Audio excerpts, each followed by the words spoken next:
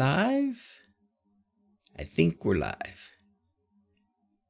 Best I can tell, we're live. I really wish I could get my chat to be bigger.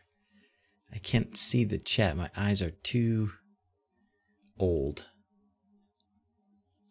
Hey, David. How's it going? Yannick, Francois, Avi, Sam. Hello, fellas. Thanks for being first. Itia Richie, how's it going, guys? Hello. Hey, Joe. Hey, hey, hey. What's up, fellas? Good morning. Tunisia. Awesome. Belgium. You guys are amazing. How's it going? From Holland. Look at that. Charlie from Reynosa. How's it going, brother? I sure wish I could see my chat better. That's something I'll work on. That's going to be one of my goals, and is to make it so I can see my chat a little bit better. I think part of the reason I get tired doing the stream is because my eyes are straining to see this little text. That should be something easy for a technophile to figure out how to do, don't you think? Detroit, how's it going? Long live MQTT. Yes. Okay. South Africa. Nowhere fun. Oregon. Hey, Oregon's cool. Oregon's very cool. Hello from Antarctica. I'm not sure about that. I don't know if I'm buying it. Unless you're on a boat exploring, studying penguins or something. From sunny Seattle. Oh my gosh. I should try and pull up an image of the backyard on Home Assistant because, restream.io. Ooh, I'll have to check that out, Alian. Bolivia. Morning from England. How's it going, Seagray? Spain. Fantastic. Look at you guys. Anyways, I was going to say, it is snowing. We've got several inches of snow out back right now. So, Florida, Bobby, how's it going, man? England, Denmark, Dominican Republic, Spain, Nova Scotia, Tanzania. That's amazing. I have to look on the map to find that one, I got to be honest. All right. Well, hey, bang, in like 30 seconds, we've got 100 people watching. So I guess let's get started. So last time when we started, we did that. Well, I don't know if it was really a review, but we did the PoE camera, and I said I'm not going to use it. Let's give it away. And so we set up a giveaway site with Gleam, and it worked. And we had 266 entries, and I am about to click the button that says draw a winner. So hopefully you got a chance to get in if you wanted the camera. It's closed. I had to close it yesterday, but we're going to give away another one. Well, not another camera. We're going to give away one of these HA switch plates. So that should be pretty cool. All right, there we go. I'm going to hit the draw a winner button. I won't put it on the screen just in case that person doesn't want their email or anything shown. So here we go. Draw winners. Click. One winner. Who did it say? What? One winner picked.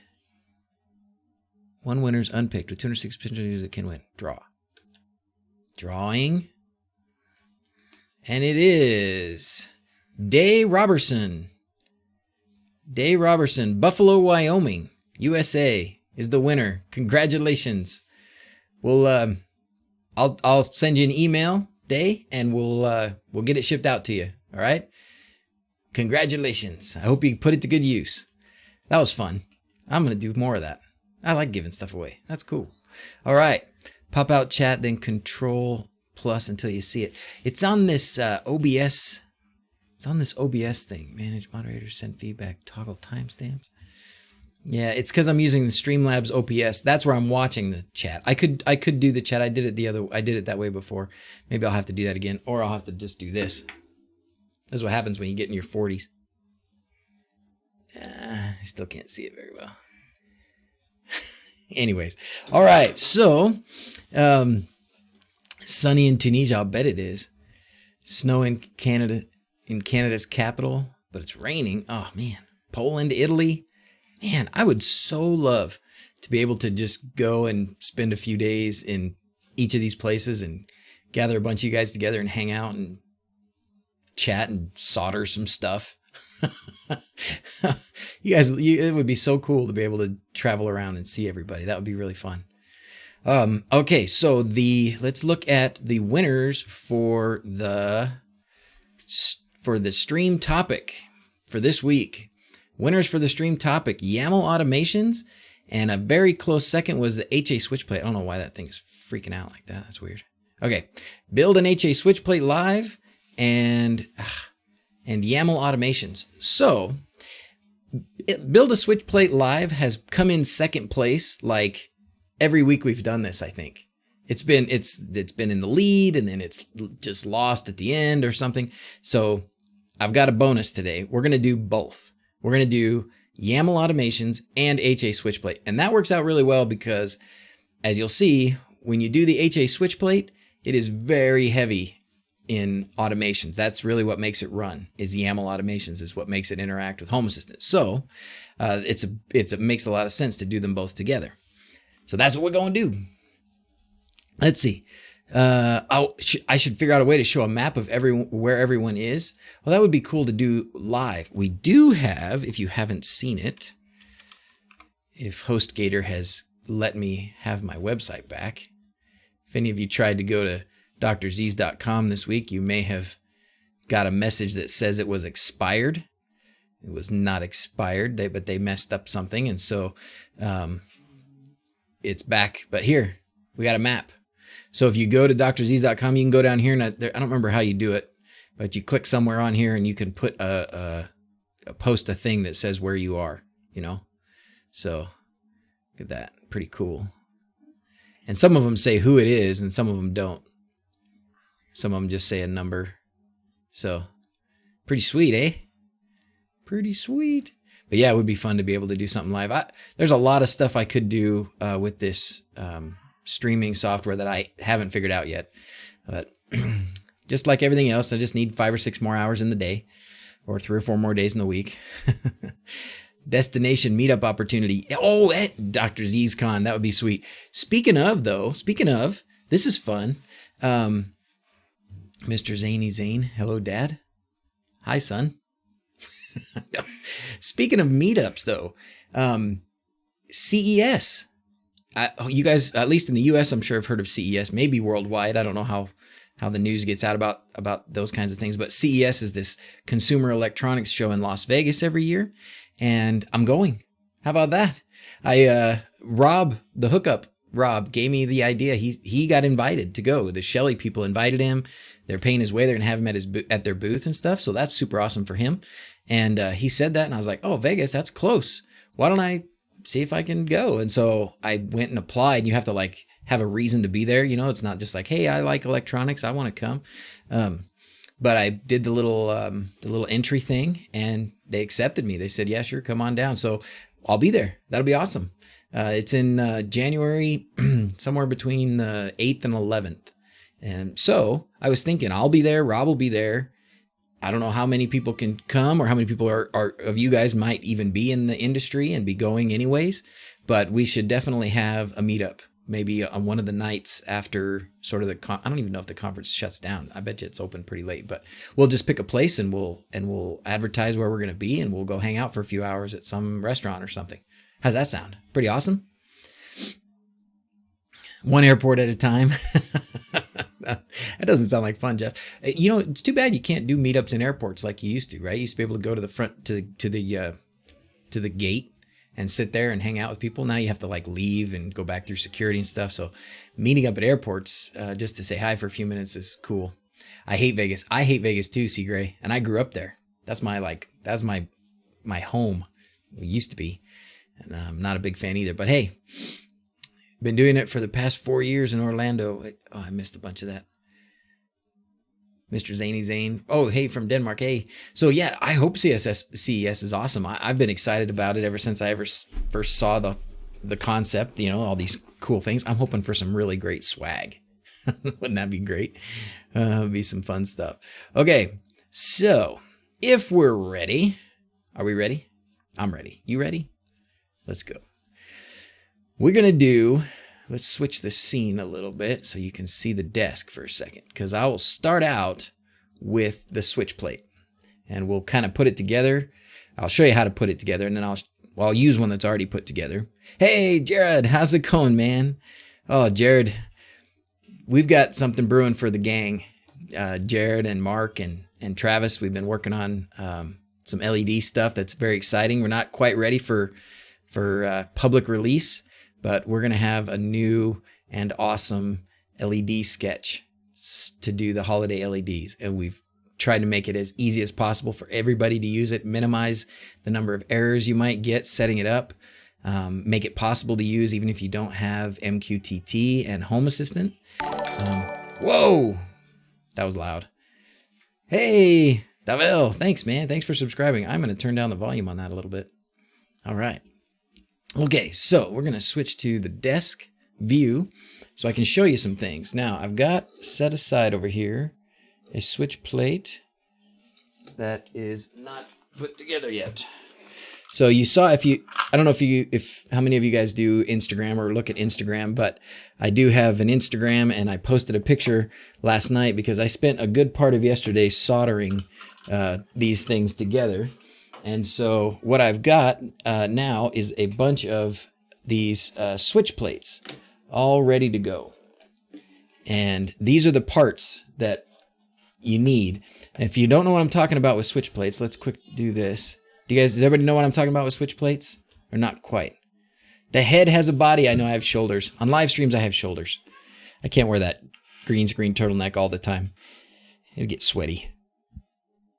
All right, let's pull up real quick the HA switch plate page. Here it is. Well, this is part of it actually. We're gonna go here. All right, so this is the HA switch plate concept, and so you know. Oh, that's right. I was gonna tell him. I was gonna send a little message to Luma and let him know we're doing this right now. Let's do that real quick. Give me 2 seconds here on Discord to send a message.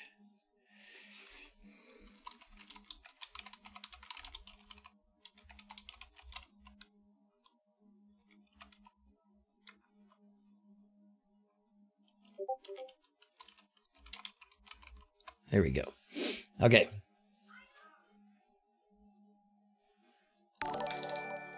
Cool. What was that? Donation. Oh my goodness. Wow. Thanks, Michael. That's awesome. Appreciate that. I should do something special, shouldn't I? I got to figure that out. Help me know what you'd want me to do. If somebody does something really cool, like Michael, thank you very much. A little donation there. Big donation, honestly.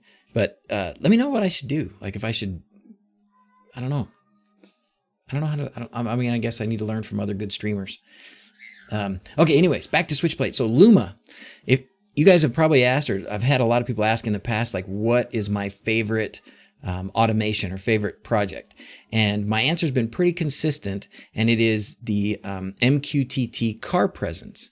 And if you haven't seen that, I do have a video about it, but I'll show you real quick. MQTT car presence.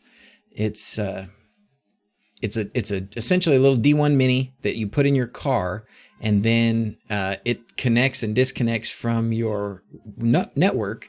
I think it would stop watching if I sang. Anyways, when it connects and disconnects from your home network, it opens and closes your garage door. Super genius. And the guy who came up with this is Adarusha on GitHub, or Luma is his handle on Discord.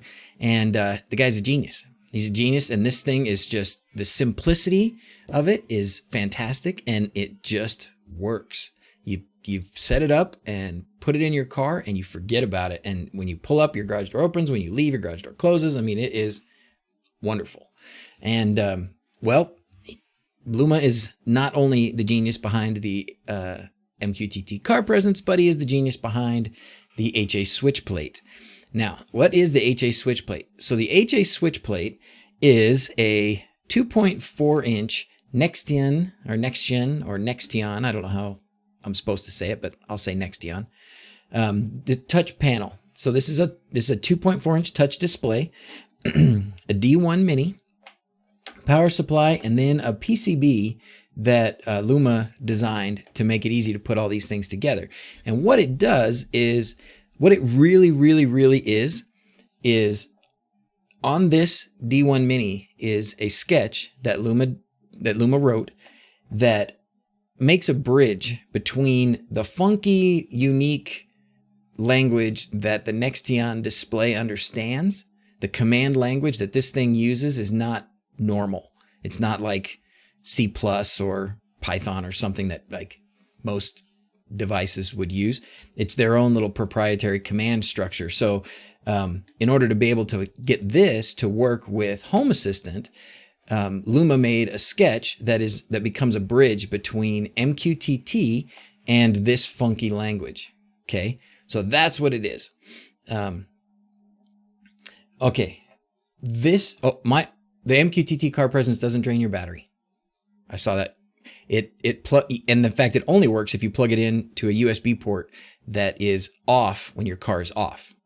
So there you go. All right. So what we can do here with this switch plate is once we get it set up, we can have buttons on it.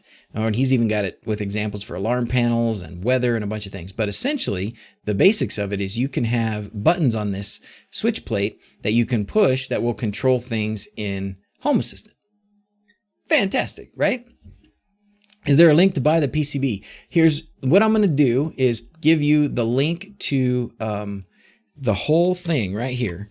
And Luma did a fantastic job of documenting how to put it together and where you get the parts. And what he's got here, what you have to do to get the PCBs is he had a Tindy store. I don't know if he's still selling them. He was doing it on Tindy. How do you spell Tindy? I-E, right? He had a Tindy. He was selling them already built. I don't know. I think he might have sold them all, and I don't know if that's something he wants to do a lot of, but maybe if there's a lot of interest, he would. HA switchplate PCB. So here's just the PCB if you wanted to buy just the PCB from him. Or you can buy the whole thing already all assembled and ready to go, $65. And that's not bad if you figure this here costs between, depends on where you get it and what their prices are currently, but $15 to $17 for this. These are $5 for this, so we're in the 20s. This usually 3 or 4, right? So you're getting in the high 20s. And then you figure you've got, well, these headers will come with it. And the PCB board, if you say $5, it's got to come from China. Somebody's got to build it. So, maybe $20 for the time and effort that he puts into putting it together, $30 for the time and effort he puts into putting it together. So $65 isn't too bad. 203 viewers. What's the record? I think I had 219 or something like that. I think this is the record, Jim. But maybe we'll beat it today. Maybe we'll beat it today. It's a popular topic. So anyway, but what Luma has said is he's not super interested in building these for people and selling them. He just wants to make it available if somebody else wants to build it. And to be honest, it's not bad to build. Okay, so let me go through what I did to build it. When I say I build one live, I don't think anybody wants to just watch me solder on the stream. Let me know if I'm wrong. If you do want me to just solder on the live stream, we can do that. But what I've done here is I took the PCB first, and when you buy the D1 Mini, it comes with a bunch of headers, right? It comes with a bunch of different styles of headers. So what I did to make it sort of modular, you could just solder the D1 Mini directly onto the board. But what I did to make it modular is I soldered these headers onto the D1 Mini. So now it has these sort of down pins like a Node MCU has. Node MCU comes with them. In D1 Mini, you have to put them on yourself.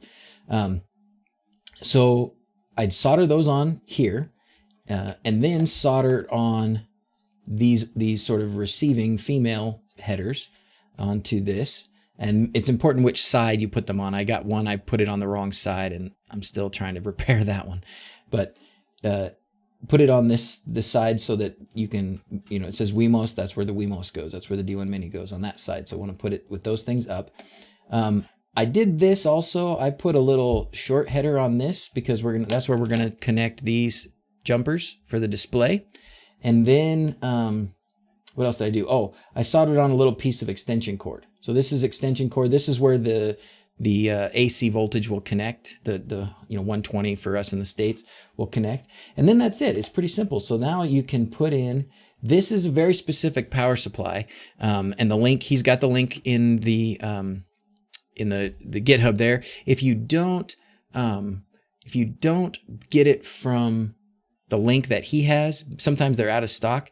Just make sure you get the correct one, because I thought, oh, when I looked at the time I was buying them, the power supply was out of stock and on this website. But oh, look at that. Now there's several. It looks like maybe he had this like this before and I missed it. Anyways, this is where I bought them. I bought them right here. This is what's important. It's the IRM-0. Oh, you can't see that. Okay, this is what's important. It's the IRM-03-5. Okay, and that's this power supply, and it's really specific because where the pins are on the bottom of this need to line up exactly to what he's got here on the PCB. So I bought some other ones that I thought were the same. The specs were the same as far as 5 volts, 300 watts or 3 watts, probably not 300 watts, 3 watts. And it didn't line up it didn't line up at all. So I couldn't use them. All right, let's see. 235, 238. Oh my gosh, what a woo. We need to have some kind of party. All right, what time did I start? I started at 10 o'clock, my time, Jason. So we've been going for 21 minutes. Good afternoon. What have you missed? What we're going to talk about, what you missed, all you missed was we're going to talk about MQTT. No, sorry. We're going to talk about YAML automations and HA Switchplate. This is an HA Switchplate. Oh, and we did the giveaway of the camera, and a fellow named Day Robinson, I think his name was, won. And the next giveaway we're going to do is going to be one of these. And I may give away more than one of these. I've got enough parts to build 10 of these. And I'm not sure I've got 10 spots in my house where I'm going to use them. So we're going to put another giveaway out, and we're going to give away one of these. So, all right. I'll bet you somebody can help. Somebody can help Steven there. Okay, we got to keep going. Somebody did say they wanted me to solder. Do you really want me to solder? Do you want to watch me solder this? The black module is the power supply. That's right. A link to the power supply if possible. It's all, well, now you've all heard that now. It's all here. It's all on his GitHub. He's got it. It's very well documented. Did a great job. Mark and Alian. Okay. Apparently NFL football has no interest for you. Is it on right now? Now, I'm a big college football fan. Just, we're not going to talk about that today. All right. No, skip the soldering. Okay. Well, I just wanted to tell you at the very least that this is how you do it. You put this, this will then go on here. And then you, once it pops through those holes, you can solder the power supply down there. Then you just pop the D1 Mini into here, and I'm pretty sure, let's see, yep.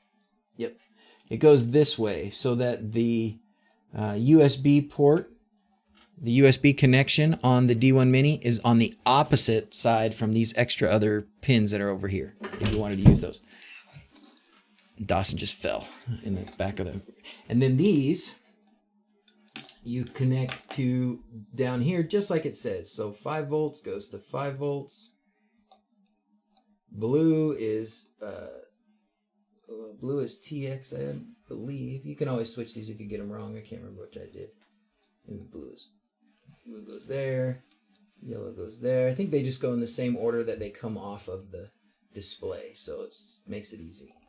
Okay, and that's what it does. That's it. Ta-da. Oh, I probably should have soldered this on there. I just wanted to show it to you modularly. Okay, and that's it. Okay, so that's it. So this one's got about, another minute worth of soldering to do here, and we're ready to go. So now we're going to take one that I did already solder together, like that, and we are going to connect a display.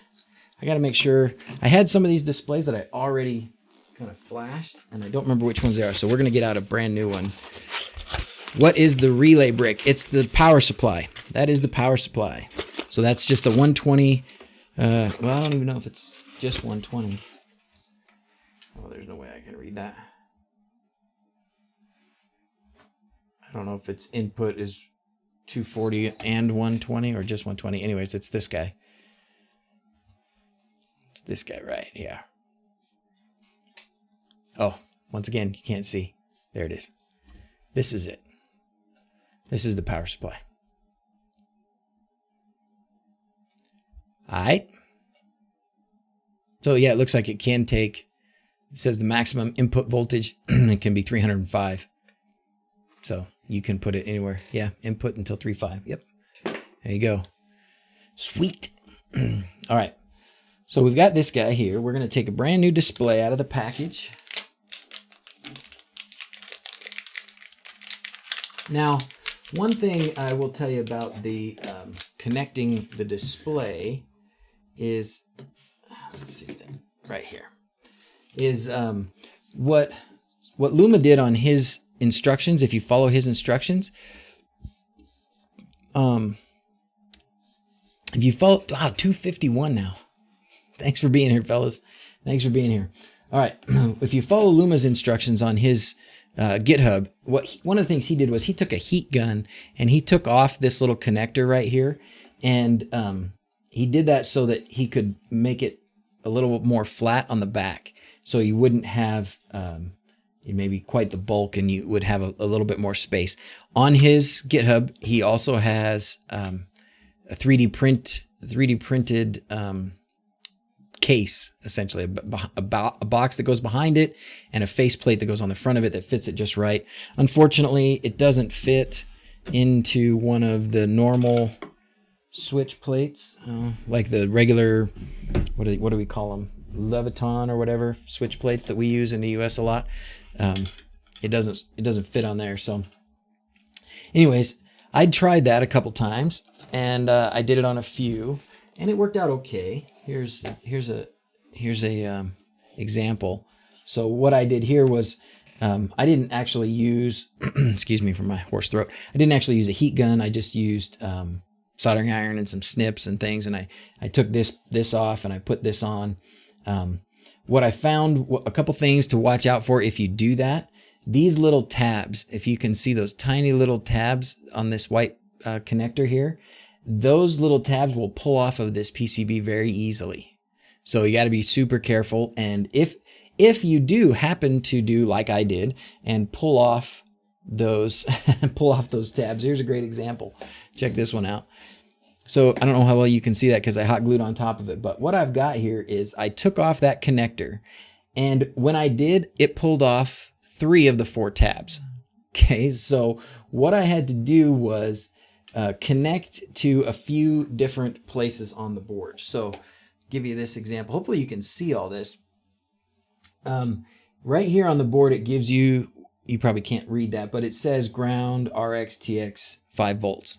So that's the pins here, ground RX TX 5 volts. Okay, so what I did was when I accidentally pulled off the tabs here, I could no longer solder directly to where these are. So what I had to do was figure out where else to go. Well, fortunately, the tabs up here on the corners that hold this thing to the board are ground. So that was easy. So that was this one here. This one just going to one of these little metal tabs at the end. No big deal. 5 volts survived for me, thankfully. If not, we could have probably found another place to connect it. I don't know where it would have been exactly. But then these resistors that are down here, you can just solder to these resistors and they kind of just go directly from these pins. So that's what I did here. I've got the RX pin and the TX pin soldered to bits of these resistors down here. So if you wanted to take those off, you can do that. If you wanted to take these connectors off, you can do that. I don't think I'm going to do that for most of mine. It maybe I'll need to modify his box a little bit to get it to fit, but I think I'm just gonna leave it like this because of the potential damage and just the time it took to take those connectors off. Okay, so that was a long explanation for something really simple. All right, now for the fun. Are we ready? Here we go. Okay, what we're gonna do is there's 2 steps. I'm gonna kind of go through the beginning setup of this quickly. But what you have to do is follow his instructions. There's no better way to say it than that. He's got a good page here. Oh, I gotta keep going back and forth. He's got a good page here that explains what to do. So go to the documentations and then it tells you what to do.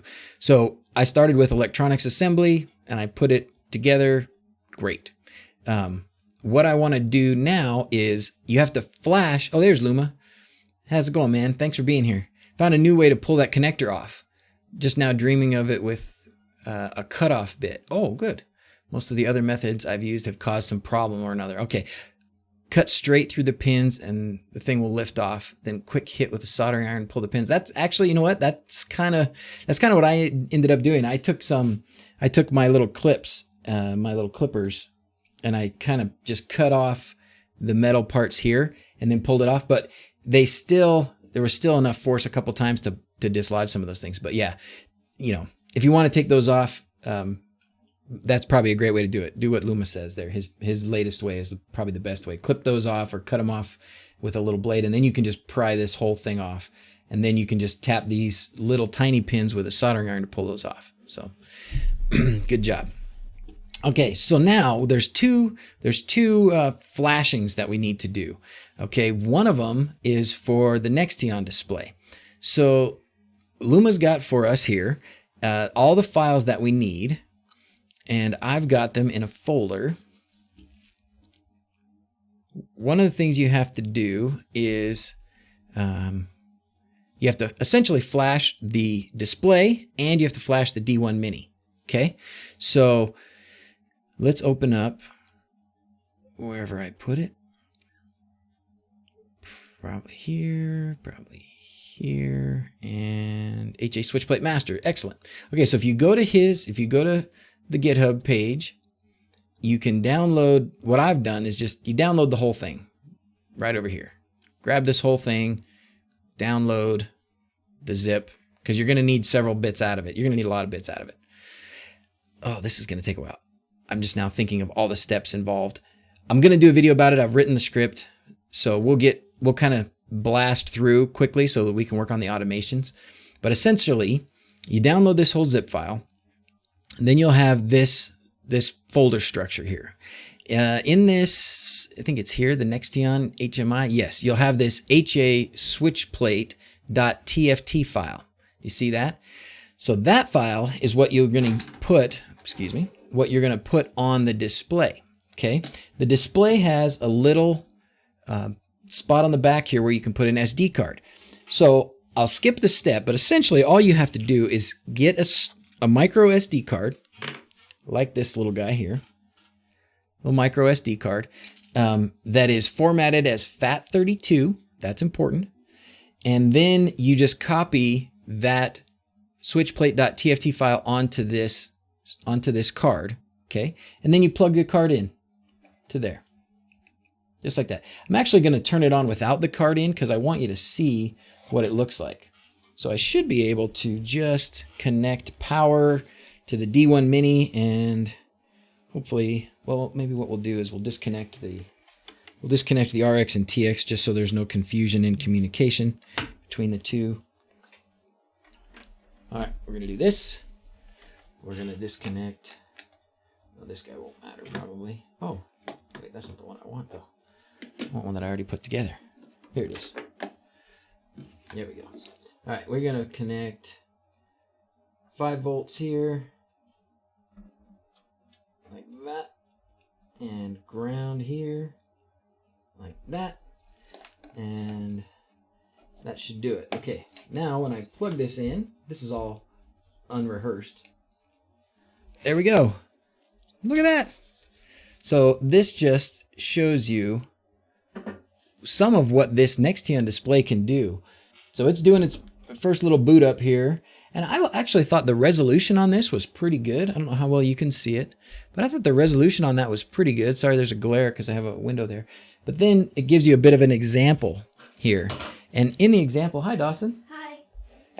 In the example here, you can see it's got like some motions, like some animations and stuff going. I really wish you could see that better. I apologize for the glare there. But if you can see that, there are some animations and stuff. So it's like playing little clips, little GIF clips or something. So super cool that it can do that, right? Anyways, so that's what it looks like. Now I'm going to power it down. And then I'm just going to put this SD card with Luma's TFT file into here. Like that. Just pop that sucker in there. And then I will fire it back up again. Power it back up. Now it's gonna see that card in there and the file on it, and it will just start booting up. So I wonder if I could make it so you could see that any better. I wish I could. You know, if we can do live video feed from, live video feed to that display. Oh my gosh. Next gen, which I think is Chinese-ish for next gen. Yeah, it probably is. All right. Wait for that. While that thing's doing that, we're going to go pop through. I'm glad Luma's here, and you guys fire away with the questions. That's wonderful.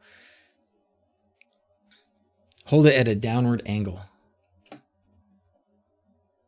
I feel like there's no, everywhere I point it, there's lights. Is that helping?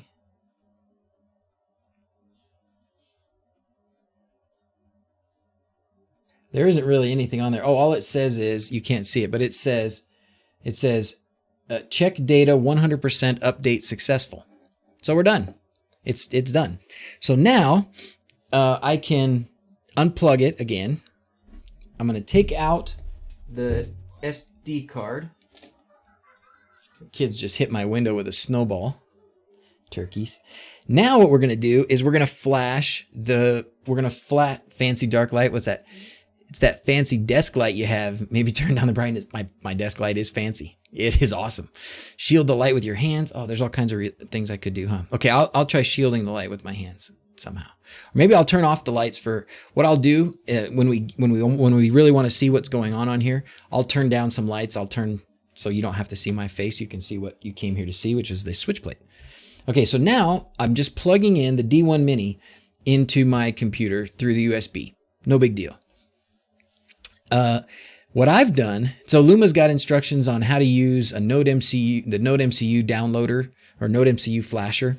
I've used my mainstay, which is Flash Easy, and it works.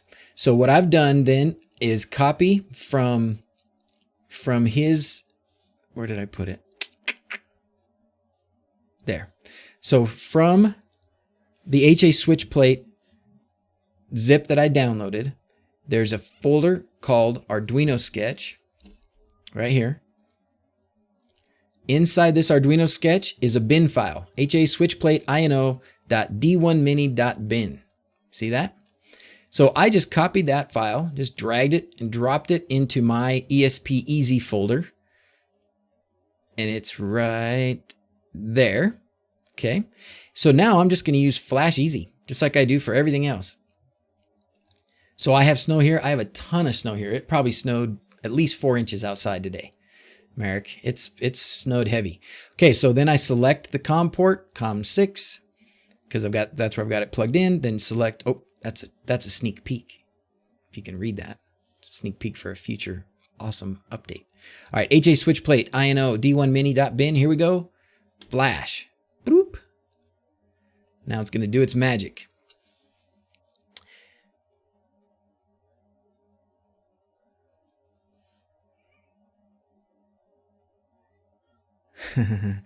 I live in the middle of some of the best ski hills in the US. That is for sure. We are 30 minutes at the most from some great skiing, and not even just one spot, like several spots.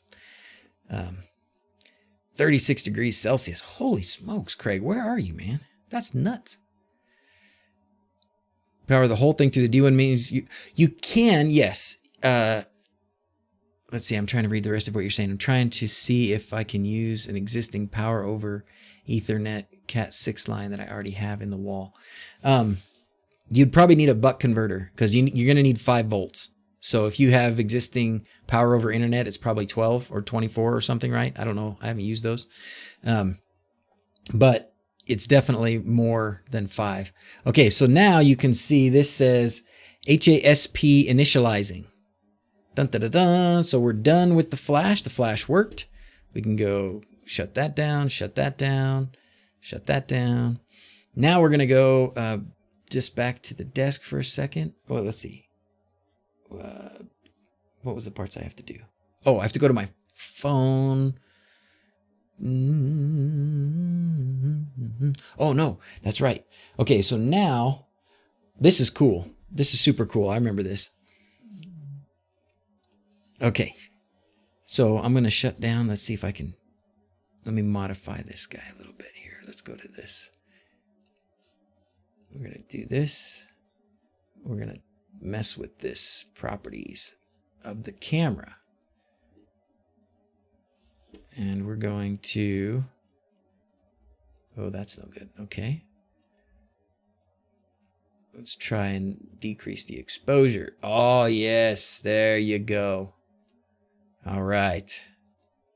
That's good. For what we want to see, that's going to be better. Okay. Excellent.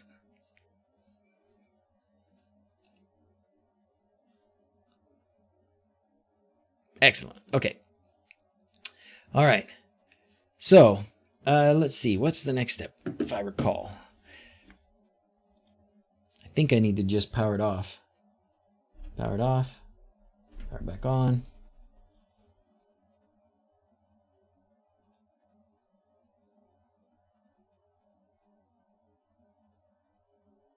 Oh, I know why it's not working. I'm like, why is it not giving me what I want? This, see these little wires? Those need to be connected. Yeah, that will work so much better. Right now it should be getting communication from the D1 Mini, but it's not. And I'm trying to think, why is it not communicating? And that is because I didn't have it connected. Silly, silly guy. Okay. Okay, so now we're back to connected, and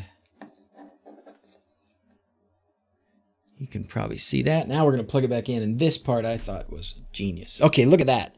So what you got here, see that? What you've got here is a QR code, right? It's a QR code. That's awesome. So I take out my phone, and I point it at the QR code,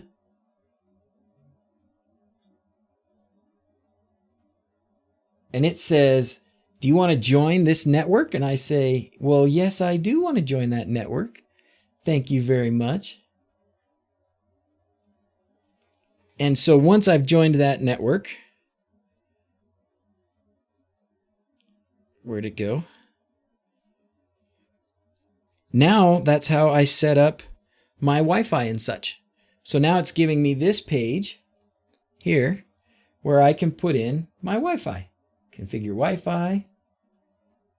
And there you go. I can select my Wi-Fi, and then I can put my password in for my Wi-Fi. And I can name it. I'm going to name this one. What should we name this one? I already have one for the office. I'm going to have one for the master. I'm going to call it master because it's going to go in the master bedroom. Oh, let's see. Luma's got something here he wants to share. Liverpool scored. Oh, has not scored a goal. Liverpool has not scored a goal. Okay. All right. Now we're going to do the MQTT broker. 2.168.1.1. Put in the user for the MQTT broker. This is all the standard stuff you have to do for pretty much everything with Home Assistant, right? And my password.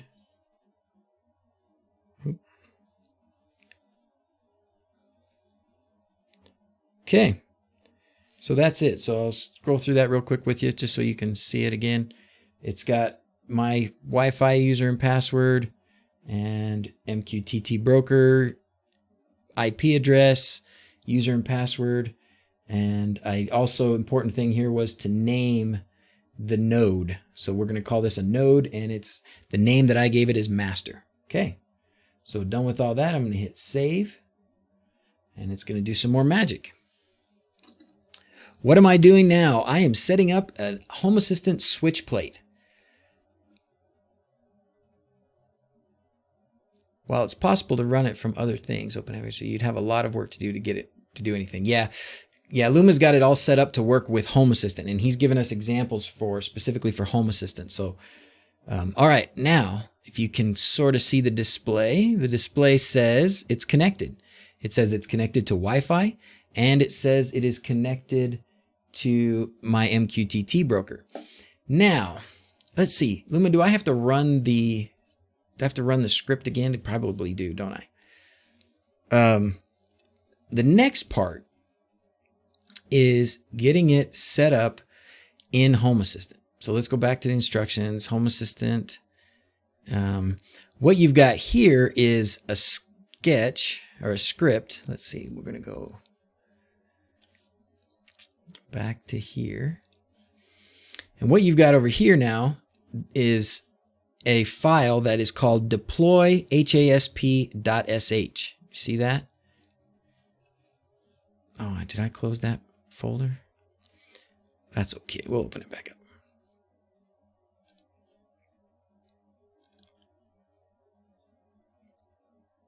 There we go. There we go. Okay, so in this Home Assistant folder, you've got a file here that says deploy.hasp.sh. Now,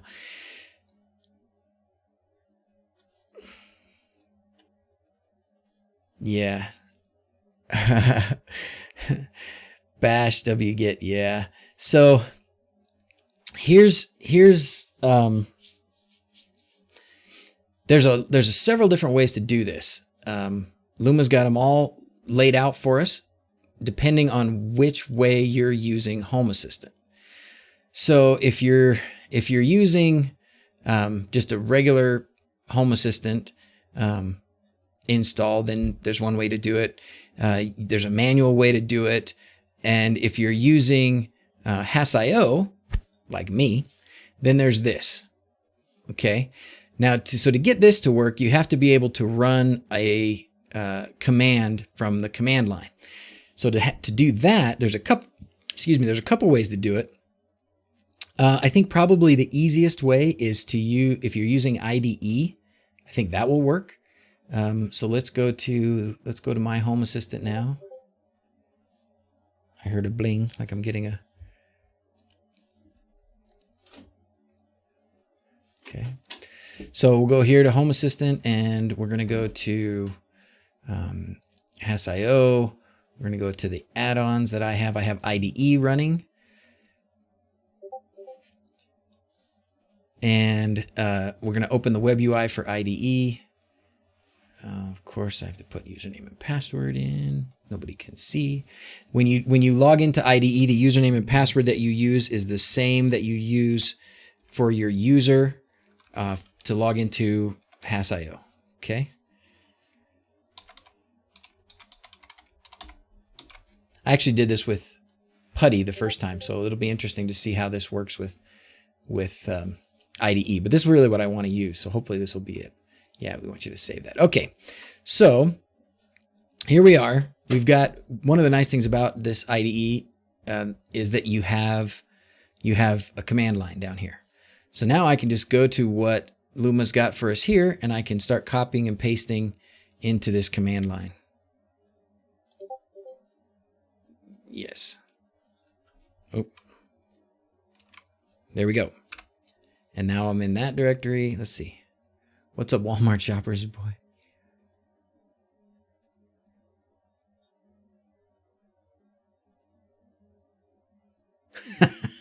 That's awesome. Media Cowboy, you're walking around Walmart watching the live stream. That's awesome. Hey, see if they can see if you can get them to put it on the loudspeaker overhead. I'm showing 271 even, Mark. So I'm hoping we got a record number of people watching today. So thanks, guys. Thanks for being here. This is fantastic. Hopefully this is going to be useful for everybody. And hopefully we're having fun. I'm having fun. I'm not able to interact with the chat as much, but it looks to me, as far as I can tell, like you guys are interacting with each other. So that's great. All right, so I'm going to copy the next line, which is this APK add tar wget. Boom. And now it's doing all these things. Fantastic. And now we're going to add this last line, which is the long one. This is the one that will deploy the script. Okay.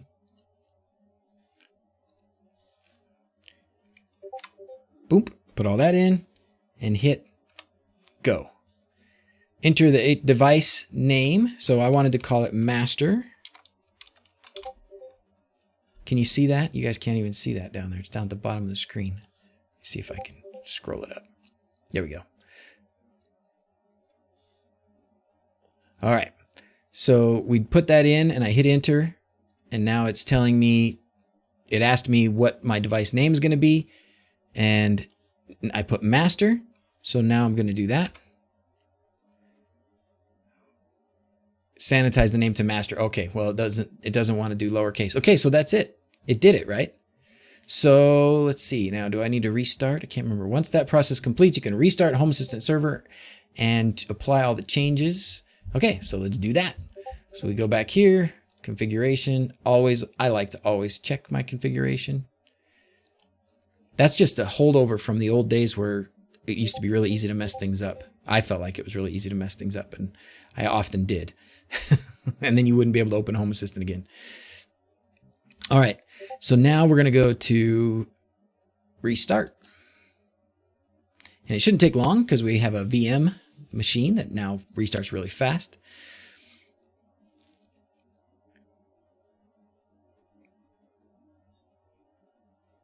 Sweet.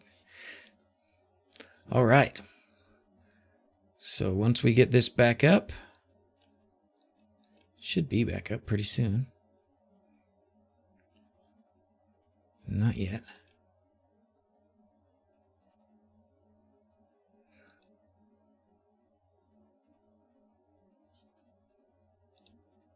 Did it not restart?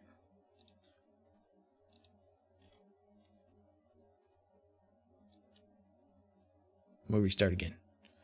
What hardware is the VM running on? What hardware? It's running on it's a Windows 10, i7, 16 gig of RAM, yada yada. It's the one that the kids use. It's the one I use for streaming like this and recording a lot, and it's the one the kids use for VR.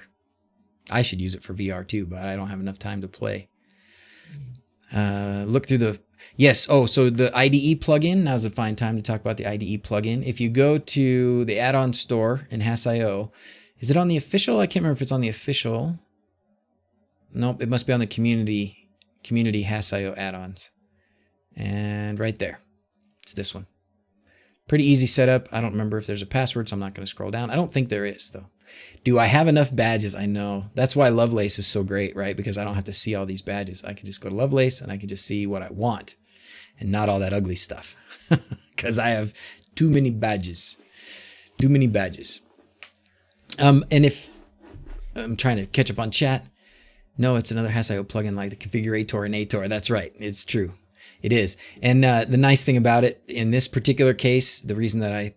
and I'll talk about this when I do the whole video, is you get a command line with it. So the other way to do this because you have to run these command line commands, it would be to set up SSH and do putty. But I just felt like this was a lot less steps. So I bet somebody might have made a video. You know, Luma, there may be a video out there about Lovelace. I may have one. I might even have a couple. I can't remember if I ended up doing a second one yet or not. And of course, you got the personal track. I'll help you do whatever you need. Okay. Let's see if we're back up now. We should have, why isn't it? Oh, that's why. It's over here. No.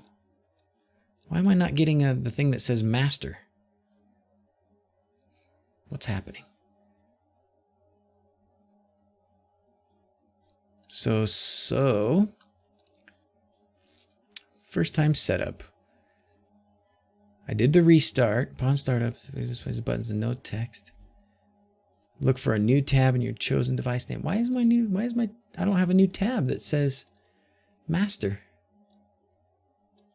Rutro.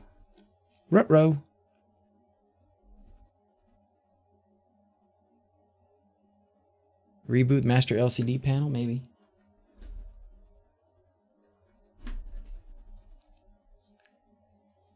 You see that? Maybe. Let's see if it's in the states view.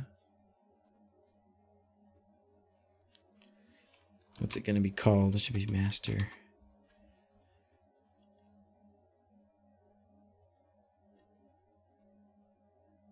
I have too many things called master. I have an error on my main page. Uh-oh. Bum, bum, bum. That's not it. That's not it. None of that, none of that, none of that. No, that's not it. Binary sensor.master. Okay. Let's look for that.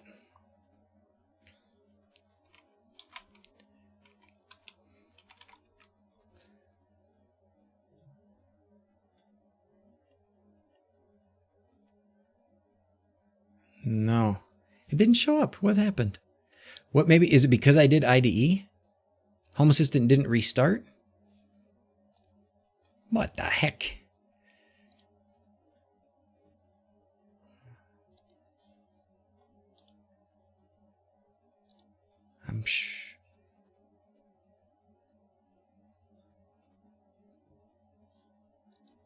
Okay. Home Assistant restart call down there. But you're right, I never got the message that it wasn't connecting.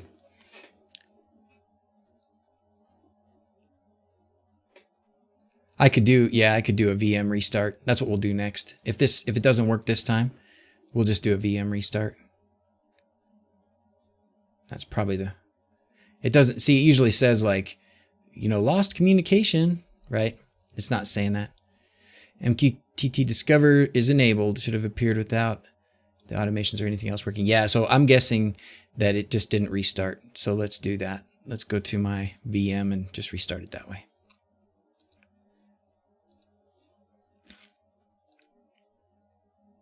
Oh gosh, is this one still running? Jeez.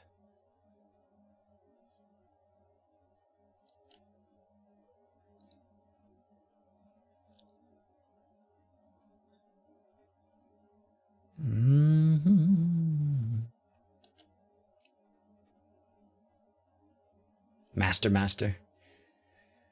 Is this common with VM? This is the first time I've had it not work, actually. What version of Haseo are you using? Crashed badly for me. Right now I'm still on, yes, my VM, and yes, it is Luma. No, it's 7.1.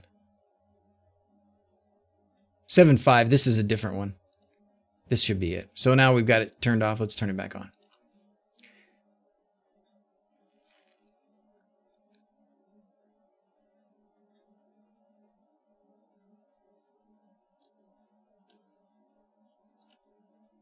Now it's lost connection, reconnecting. Come on, man.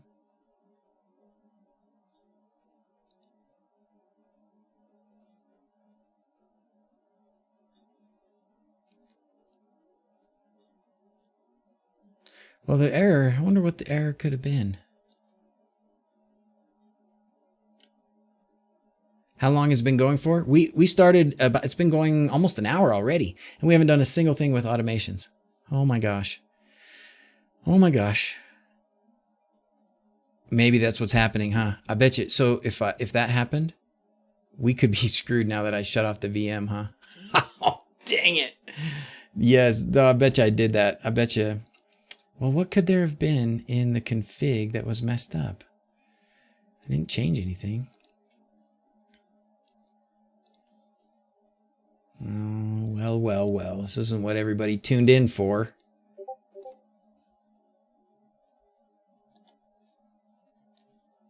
I'm wondering if I'm getting pings about this.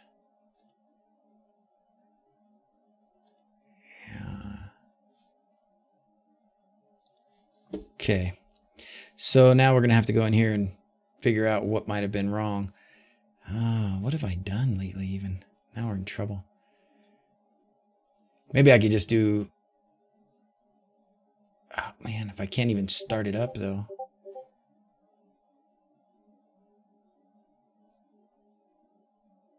Go to the logs. All right. Time to do some troubleshooting. is it because of, I don't know, like I don't know which error it's going to be, you know? Because there's some of these that don't matter. What do you think? Could be this sensor template. Excellent learning experience. Yeah, this is what happens to me all the time. So this is why I did this. I did exactly this just so that we could have the experience together of solving the problem, right? Okay. I wonder where it could be. Let's see. I'm trying to think of things that I've changed since the last time. First, open it in something better than this garbage. Yeah, that's smart.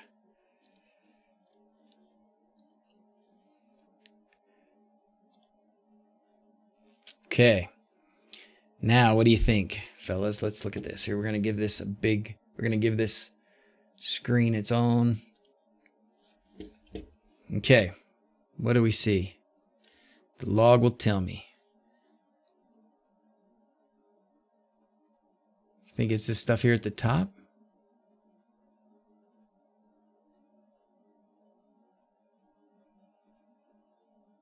Automations, duplicate key. Okay, so maybe I got something bad in the automations file.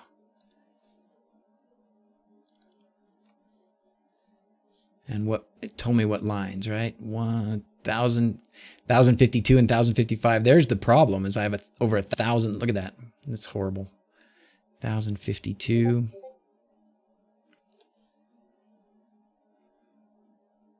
What? Oh, I know.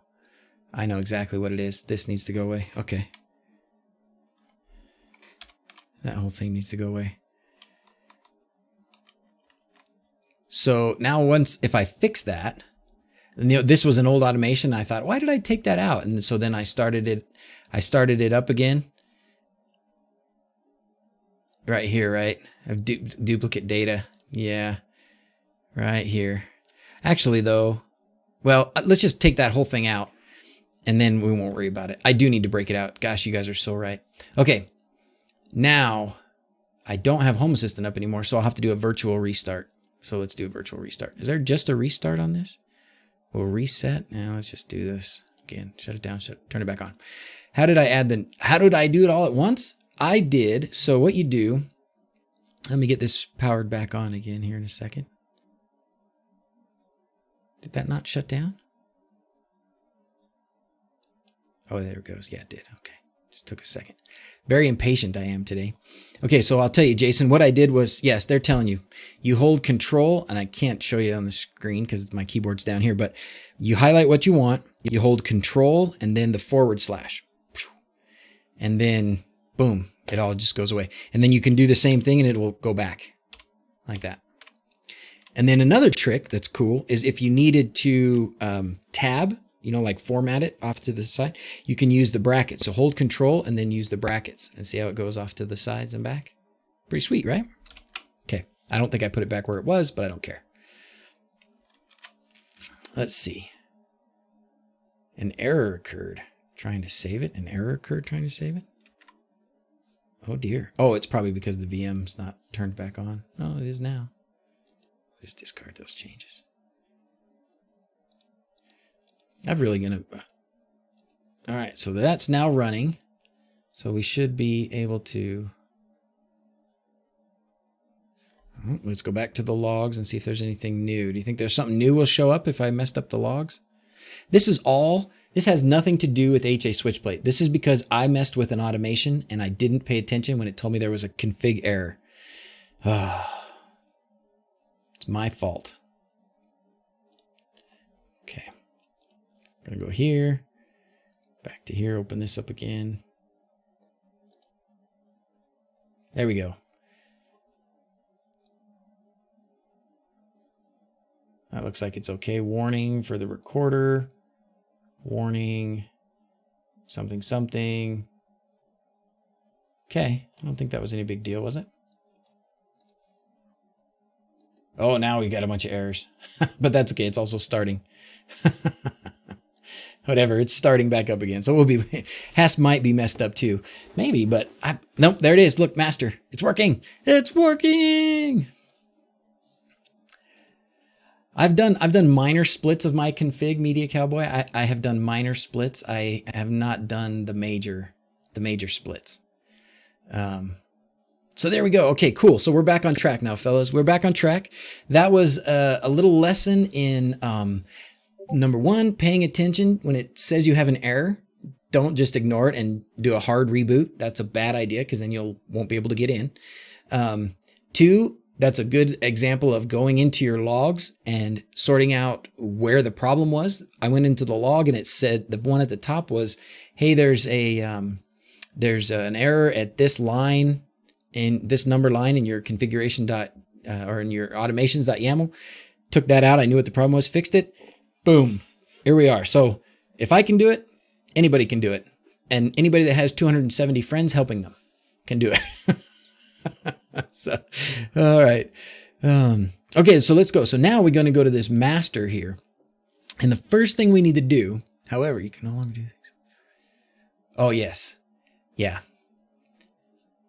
Yeah. I'll have to talk. So once you do, well, Luma, you tell them. So once you do this, once you've got these HA switch plates running, if you just do reload automations, things get messed up. So unfortunately, once you start using these, just the nature of the way it is, and it's a bug that Luma's put in a request to fix, or at least hey, this is what's wrong, somebody help fix it, for a long time and it hasn't been fixed. But once you start doing this, you won't be able to just reload automations. You'll just have to restart all of Home Assistant when you do that. Sorry.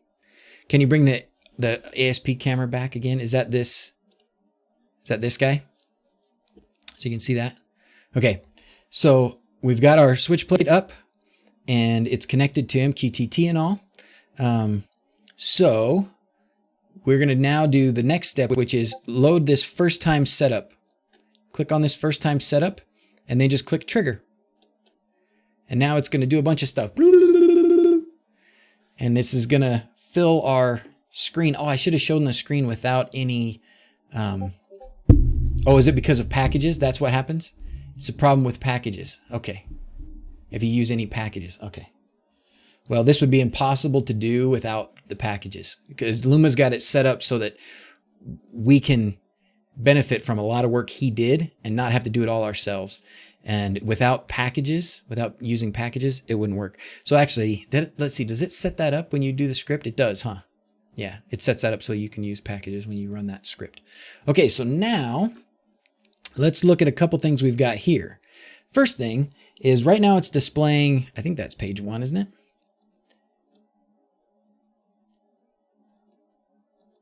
Uh-oh. Do I need to restart that again? What's going on? Oh, 7.5. What? 1.75. Oh, that's not right. That's not right. I see what you're saying now about 7.5.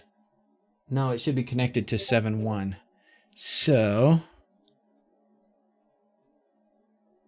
what I need to do to fix that? Can I go?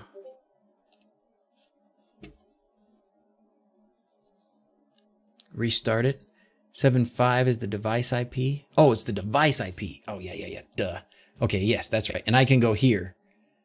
And I can, okay, if I needed to, but I don't. But how come it's not showing me the screen? How come it's not changing the screen? It says unavailable. What did I do wrong? Restart it.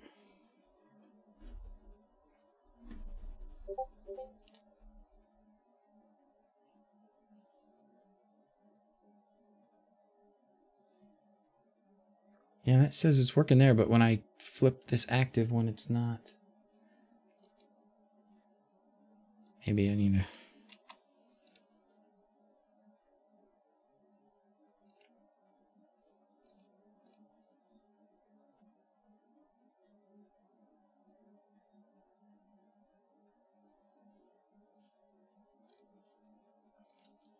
All right, your automation is not running.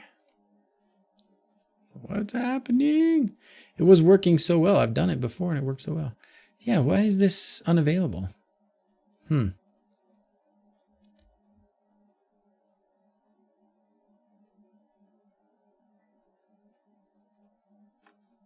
Flip the switch, then trigger. Oh my gosh.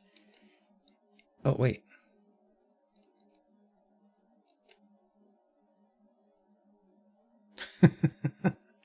Oh, what's happening? It's a live demo, yeah. It worked. I did it. I mean, it does work.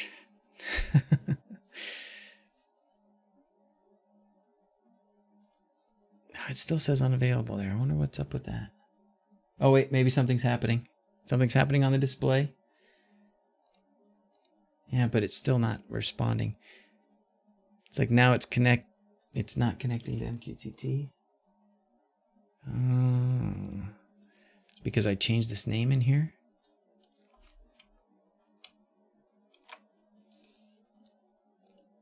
Yeah, it says it was disconnected MQTT.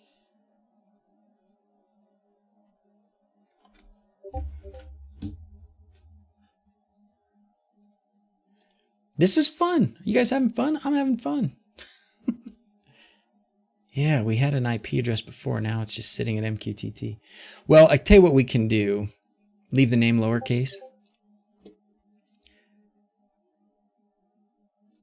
I do have one that we could hook up that I know is running.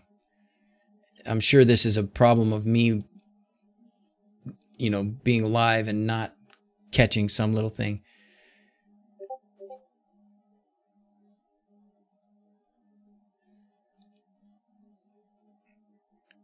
Do I have a password set on the broker? I do. Did I not put the password back in the broker? Oh, yeah, okay.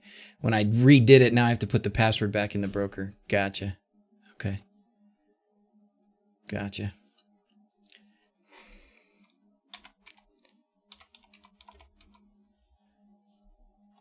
So I changed the name. The name is lowercase, and the MQTT password is now in. So we're going to try it again. And I'm sure this time it's going to work perfectly. There it is. We're connected again. All right. Now, and it's connected here too. Holy smokes, look at this. It's working. It's working. Look at this. We've got buttons. We've got buttons. Yay! Woo! All right. See, if at first you don't succeed, just ask 200 of your friends to help you. Okay. All right. So it's all set up now. Congratulations. We have now set up an HA switch plate. We should call these Luma switch plates, to be honest, but he probably doesn't want that. But that's what we should call them, unofficially. All right, so we've set it up and it is running. Now, there's a few things that you can do here in this page here, which is on this tab up here at the top. Now there's a tab that says Master.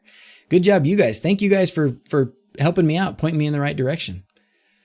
Can I show how I fixed it? What I fixed, Kelvin, what was wrong? There was two things wrong. First was the name that I put. If you go over here, you can connect to the board itself. If you look up here at the IP address, this is showing, well, no, it's not. Anyways, if I were to go to 1 to 6 to, what was it, 7.5? If I were to go to the IP address here this is the IP address of this D1 Mini. And if I go in here, I did two things wrong. One, this I had as a capital letter, and you can't have capital letters in here. So capital letter, no go. So that was the first problem that we had. When I fixed it, I fixed the capital letter here, but then I forgot to put my password for my MQTT broker. So I fixed the topic name essentially, but then I didn't put my password in, so it wouldn't work. So there you go. Yeah, it probably, did it give me that? Oh, there's my neck. Okay, sweet. So now we are at the point where we can start tinkering with our plate. Next update should solve it. Awesome. Sweet. Thanks, Luma. Okay, so here's a couple things you can do. This is a nice little menu right here, this master page selection. With this, you can, from right here, you can toggle what display is showing up here. Can you change the font, Josh? Yes, you can, but it's complicated and it is limited somewhat. So this is going to be, I have to tell you, this project, this device, Luma's done a great job of making it usable by most everybody. If you're comfortable with some YAML, writing some automations and doing a little bit of things like soldering and stuff, then you should be able to at least get it started. It's capable of being amazing, but that takes probably more time than any of us want to give. So can you do fonts? You can do some fonts. Yeah, it's complicated and limited. You can do some fonts, but you can't do all kinds of fonts. And you could do all kinds of fonts, but you'd have to pay the people that make the display to write them in for you. So it's really kind of crummy. So as Luma's saying there, it only does monospace fonts. So there you can go in and put different fonts in, but some of them are going to look bad. So you might have to tinker around with which fonts you want and which fonts work. This is going to be, there is absolutely no way. I don't think I could get through everything that you could do with this in a few hours. You know, just trying to show a few hours of it would be really hard. I will tell you, there are, how can I go about doing this the right way? There's so much to tell you. I don't want to tell you and make it confusing. But as it sits right now, as Luma has it, you could use this with Home Assistant and not ever mess with the Nextion editor. But I will open the Nextion editor to show you that it exists. The Nextion editor, or NextGen, if I can get it to start up, it's a kind of a garbage. It looks like it's made to run on Windows 3. I don't know where it just went now. It just disappeared. Oh, there it is. It takes over my whole screen. Thank you very much. So with this editor, you can do a lot of things. And this is where you could change the font.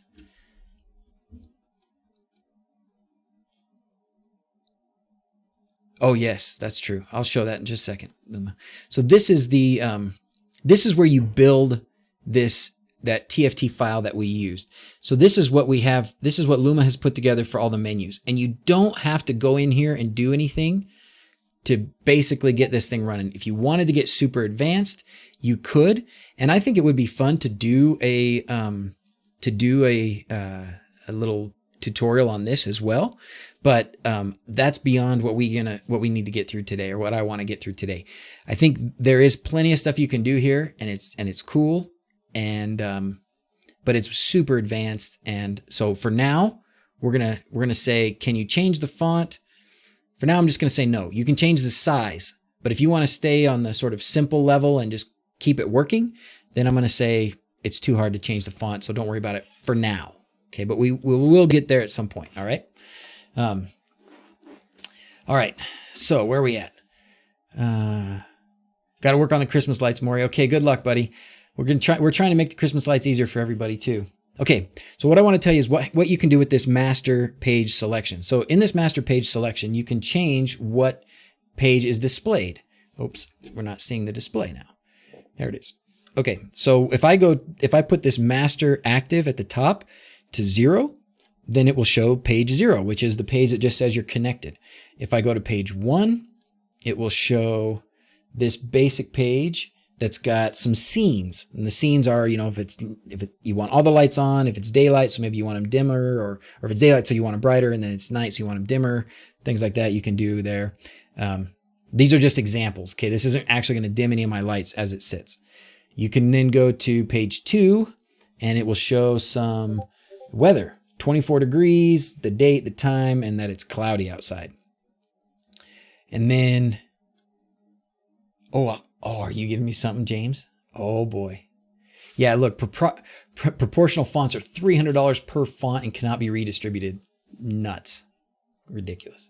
Okay, so anyways, you can just go through this, and Luma's got us set up, what do you got? 9 different example panels, example screens for us to play with. Okay, one of them, that last one was for a 3D printer. It shows kind of a graph. That's kind of a cool feature. So you could show trends of sensor information. This one has a media player. This one is an alarm keypad. That's cool. This one is just some blank buttons for you to play with. This one is some sliders. These are sliders. I don't know if you can see them, but you can slide these with your finger. See, sliders like that. So if you have dimmers, you can dim things, or volume controls, right? So that's cool. What else we got? These are more lights and dimmers. And then this one, I think this one's pretty useful too. This one's got just some lights, basic lights. Okay. All right. Now we need to get to doing something with the automations, right? We're going to get to, this is going to be like the longest stream ever. But maybe I can come back later in the evening and do some more. So what I want to do now is show you basically how to get this switch plate right here to control your lights, the lights that you have in Home Assistant. All right. So here we go. The way Luma's got this set up, which makes it very easy to distribute to all of us, is he's got it set up so that it uses packages in Home Assistant. So now if you go to my config folder, you see I've got a folder here that says packages. And inside that packages folder, I've got a bunch of other things. Most of it is YAML files, I think, right? Or maybe all of it's even YAML files. Yep, it's all YAML files. Okay, so in my simple understanding of what happens here with packages is, now that we have this packages system working, I can put any YAML file I want in here, and it will pretend it will act like it's part of my configuration or my automations.yaml or whatever. Okay. You don't want my GitHub. You want Luma's.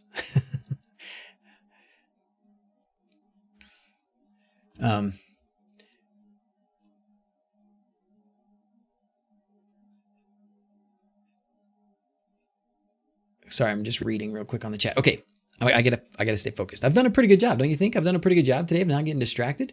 Even though we had like that whole, my Home Assistant exploded and we couldn't get into it and all that stuff, but I'm still focused. I would say that's pretty good.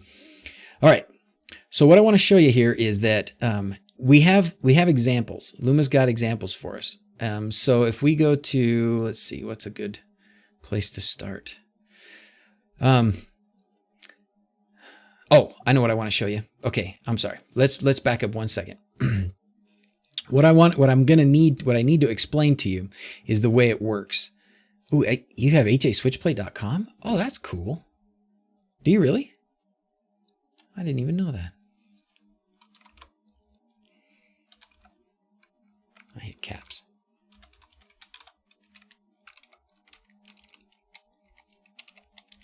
switchplate.com. Oh, cool. Okay, it just redirects to GitHub. Awesome. Thanks, Luma. Okay, so as I said at the very beginning, if you weren't watching, I'll tell you again. Essentially what's happening here is the Nextion display has its own proprietary funky command structure. So if you want to tell, if you want to press a button here and make something happen, you have to do it in their funky little language or command structure.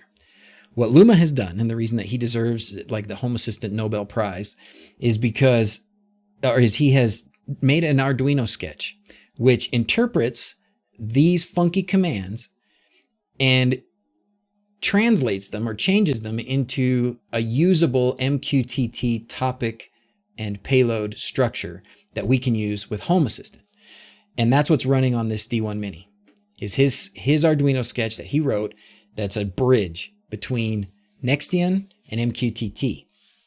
So this is very, very MQTT heavy. I mean, it's all MQTT and automations. So if you don't know MQTT and automations, this is a chance to learn, because that's what you're going to need if you're going to use this little guy. So let me tell you some of the basics of how it works. And there's a lot of this stuff on GitHub. And again, it's going to take several explanations probably. I get the feeling that if this is popular, if this is something everybody wants to see, and I think it is because I think it's super cool, we're going to have to do several of these. And we'll have to go through it multiple times. And you know, we should probably start a whole new channel in the Discord about just this guy so we can share and chat and stuff. Can you dim or turn off the screen when not used for a while? Yes, you can. There is a dimming. Oh, actually, if you go back to, if you do it, where is it at? Where is Home Assistant? There is a dimmer. Where is it? Oh, it's right here. So on this page, so if you go up here, this is the tab that says master, right? That's our display's name. And there's a light object here. I can just turn off the backlight completely. See that? It just disappeared. Turn it back on, turn it back off. Okay. And if you click this, there's a dimmer slider. So you can dim it. So one of the things that Luma has done in his examples is giving us the scenes. So if we go back to this first page, and if we go to night, does it dim the display? I thought it did. But anyways, yes, you can dim the display.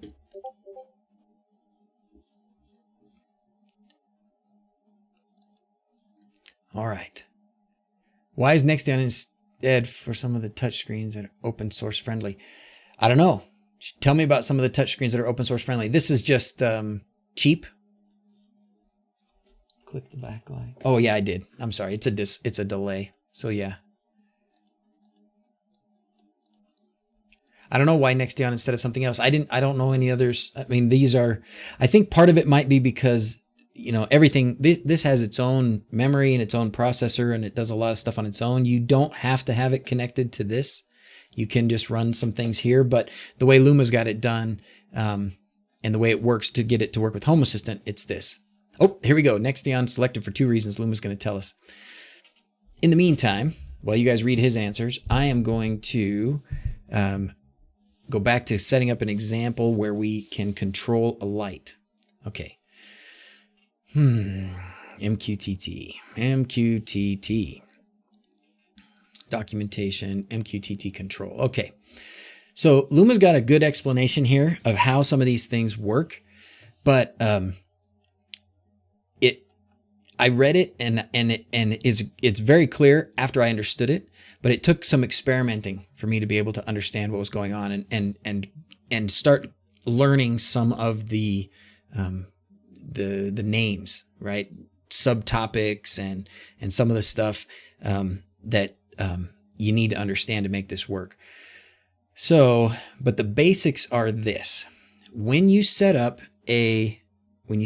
one of these switch panels, you're going to have it's going to have MQTT topic that it will respond to, and that is HASP/ and then the name of your plate. For this one that we're using today, it's master, and then you've got command or state, or most of them, and then some subtopic after that, which is going to be, in most cases, something like this, where it's a button. So what we're getting into here, let me go to the examples again. Okay, so when we look at what he's got, let's look at one of these other pages, not this one.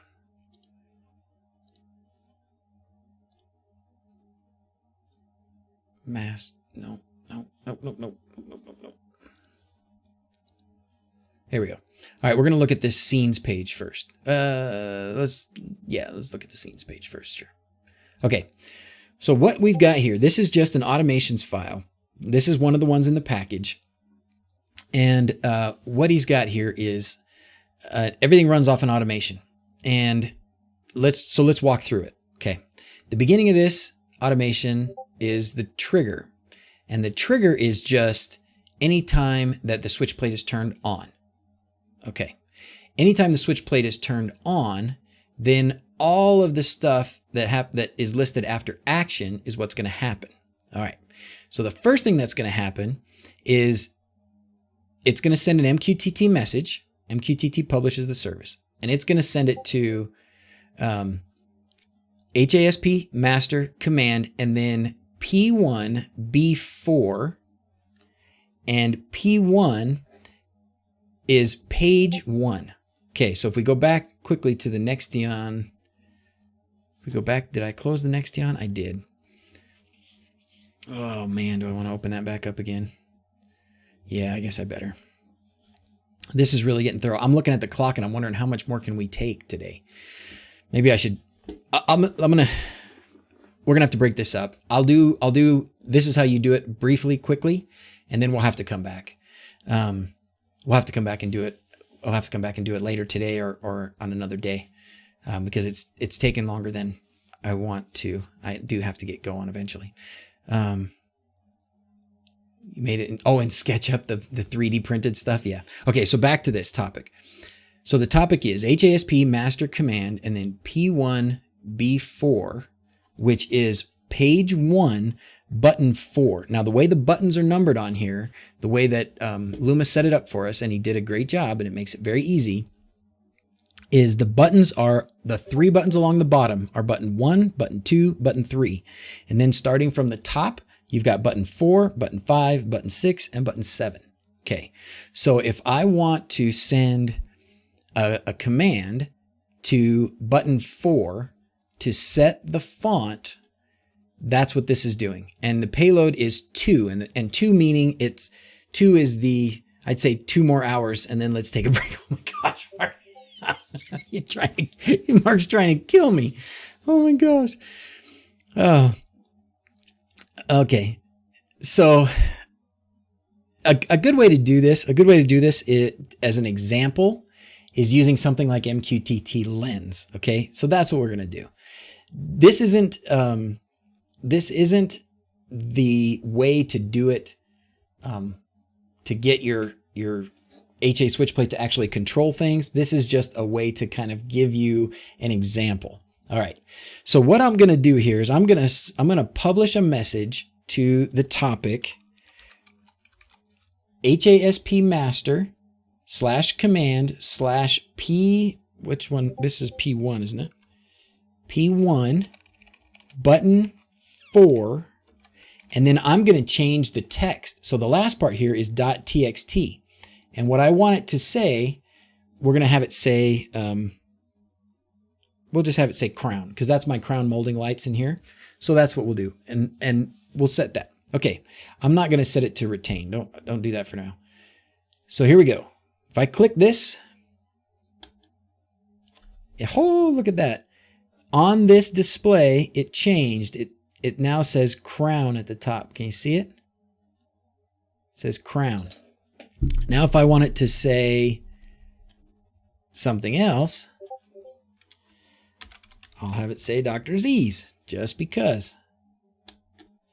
And it now says DrZzs. What am I streaming? Wait, streaming from your master bedroom? That's a different show for a different time. No, I'm not. His other bedroom stream. Oh, goodness sakes. Yes. Oh, gosh. Okay. It is very quick. Isn't it very quick? So that's the basic concept behind all this. Now, if what I wanted, that's temporary. Using MQTT lens like I just did is a great way to play with it and figure it out. But if I want it to really stick, then I need to change it in these examples. Or you could also just add your own new YAML files. But the automations are going to be in the same format. In this particular case, if I want it every time it starts up to have that text on there, I would have to change it here. So instead of lights on, then I would have to have it say, crown lights. Now, when it starts up, anytime that HASP master status becomes on, meaning the thing was started up, then it will show crown lights in that box. Is that clear? Okay, so you can go through this and you can use Luma's examples and you can change the names and you can change them in here. And then when you restart it, they'll change and they'll stay with whatever you put in here. It'll stick. Okay, now let's do something even more fun. And that is actually controlling something. So this is an example of how you change the display. Let me change the font size too. Let's do that. You guys asked about the font size. So I'm gonna give you a couple more examples. So we changed DrZzs, we changed the text to DrZzs. Let's change the font size. So here I wrote font as the last bit of my, subtopic. And then down here, I want the font to be bigger. So we'll make it 3. Let's see what happens. Boom, look how big that got. Oh, if I can pick it up. See, look at that. Now look how big it is. Okay. And if I change the payload, this is the payload where it says message here, that's the payload. So if I change the payload to 1, now it's going to be super tiny.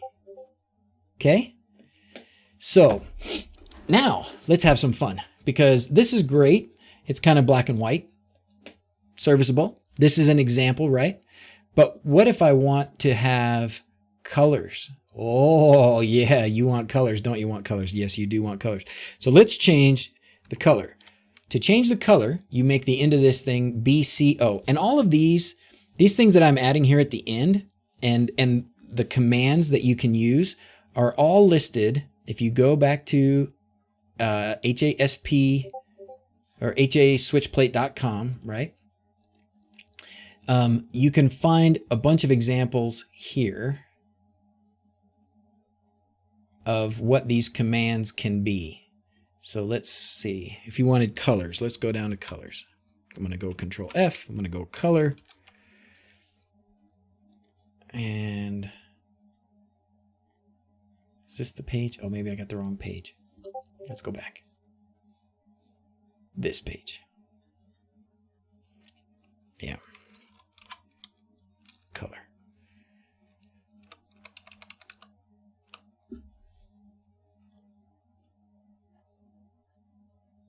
Send me that. Where's that page again?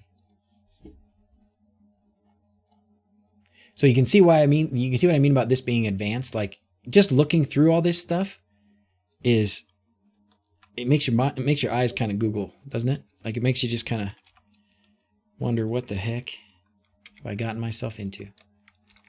Am I on the wrong page again?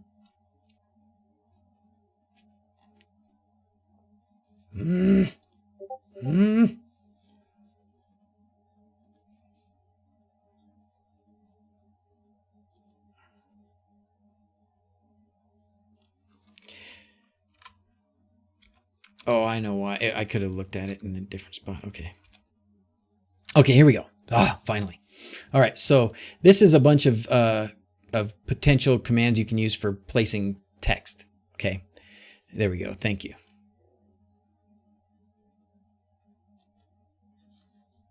Oh, wow. Oh, that's cool. So that's a color converter. Oh, okay, great. Excellent. Wow, did you just make that? Nice. All right, anyway, so what I was going to say is if you want to change the color, so what I changed was font. So this was part of my subtopic, right? It was font. I changed text. I actually just wrote TXT, right here. And that changed the text. Now I want to change the colors. So there's to change the colors, you change the foreground with PCO and you change the background with BCO. Okay. And then, as Luma was pointing out, the colors are funky. They've got these funky Nextian color codes, and they're a 565 16-bit color code. And it makes me sound really smart when I say that, like I know what I'm talking about, but I don't. Okay, it's not your typical hexadecimal codes that we're used to using, or HTML names, or it's just this funky thing they decided to use. Whatever. So if I wanted to pick a color, this is interesting. How do I pick a color on that? I haven't used this before. I guess you can put in you put in numbers here and you see what you get. Right? So you can put in a bunch of different colors here, or you can put in a hexadecimal code that you want here. Like, so you still need another one to choose, right? Hexadecimal, colors. Oh, that's cool. 1374 is Home Assistant Blue. Is it really? Even in these Nextion ones? That would be cool. 1374. Oh, awesome. Yeah, let's do that. Okay. Oh, yuck. Get rid of that nasty color. That was a nasty color. I'm sure about that. Okay, so now what I'm going to do is I will change the background of this button to Home Assistant Blue. 1374. And then I hit publish, and you can see it turned blue. Sweet. And if I want to change, because blue, now the black font doesn't show up so well, I'm going to change that font back to big. Let's change the font back to 3 so we can see it. And you can do more than one of these. You can actually, well, let's not talk about that. You can make it so that you do several things in one command. So if you do, I think it's X string, XSTR, and then you can do a bunch of these. You can do the font size, you can do the colors, you can do text, you can do a bunch of them in a row, but don't worry about that. That's just to tell you that it's possible. All right, so now let's change the PCO, and we'll make the PCO, well, white is what, 6, well, let's go back to this thing. And this is white, 65535. So we're going to go 65535. 65535 and publish. And now it's white. So now you can see it. Yay. Okay, cool. Okay, last thing we're going to do. We set record for most number of people watching and for longest stream in history today. If I click choose background, oh, thank you. Jeez, that makes it so much better. Okay, this thing is fantastic. Now this is going to make it fun. If I would just pay attention, if I just listen to what's going on in the chat more, I would probably go through things a lot faster. Okay, but what I want to do, last thing we're going to do is we are actually going to control a light with this button. Okay, this DrZzs button is going to control a light. Okay, now to do that, we need a new automation. And the automation trigger is going to be the state of that button turning to on. If we go back to MQTT lens for a second, and if I subscribe to a topic, we're going to copy most of this. If I subscribe to HASP master state, and then put this little number sign here and subscribe. Now, anytime that one of these buttons changes states, I will see it down here. Let's just get rid of all this. Okay, so if I click this button, there you go. See that? You see how that popped up? So what that does, this is really useful if when you're doing this. Well, when I was trying to figure it out, using MQTT lens like this was a good way to do it. Now that I understand it, I don't need to do that anymore. But if you're just playing around, this is a good time. The college couple to start with Texas. Nice.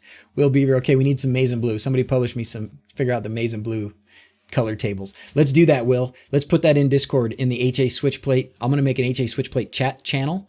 And let's put like a color code for all of our team colors so everybody can get their team colors. I love that idea. Love it. Okay. So if I push this button, you can see down at the bottom that I get a feedback of what the messages are that were sent. So the messages that were sent were HASP master state P1B4 on. Capitals, both are capitals, capital O, capital N. Okay, so now I know what my trigger is going to be. I'm going to say that anytime page 1 screen, well, this is seen, but page 1 button 4 is pressed. Anytime page 1 button 4 goes to on, then I want something to happen. Well, what do I want to happen? In my case, I am going to make this switch toggle. And then the name of my switch goes here. Switch office light. Okay. Now, because I did it here, unfortunately, in order to do this, right, in order to make this work, I've got to have it, it's going to have to restart Home Assistant again. So we can do that. We need to do it to make it work. So let's do it. We'll go back to Home Assistant. And this time, if there are any errors in the logs, we're going to pay attention to them. Okay. All right. Back to Home Assistant. Configuration. Check config, even though it lied to me last time. Way off topic. Anyone done anything with hot tub integration? Want to tap into the Baloba controller? Ooh, that sounds fun. I need a hot tub. What I think I need is for Banggood to send me a hot tub to test that with. Absolutely. I'll talk to Woody today. Okay, so now let's restart Home Assistant. I didn't change the text. Oh, you're right. I didn't change the text or the colors. So now it's going to show. Okay, so it's going to show up. Thank you, Louis. I didn't finish. I didn't finish changing my things. Oh, actually, it looks like it's going to tell me there's another error. Oh, maybe not. No.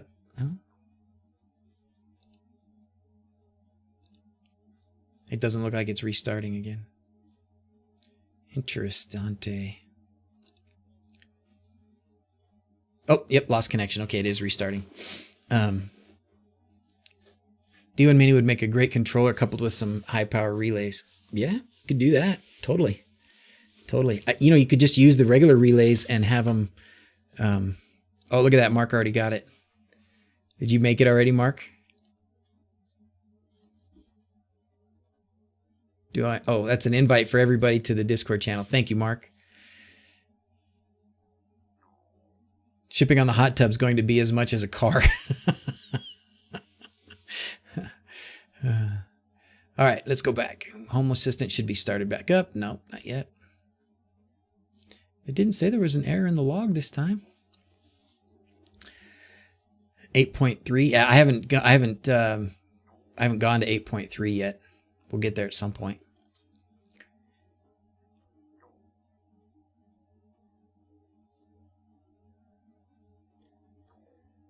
All right. Maybe now. Is it back up? Back up. Okay, sweet. We're back up. Now, oh, that's interesting. Maybe it's still on the Switchplate. Maybe it's because the Switchplate didn't restart. Okay. Well, let's try it.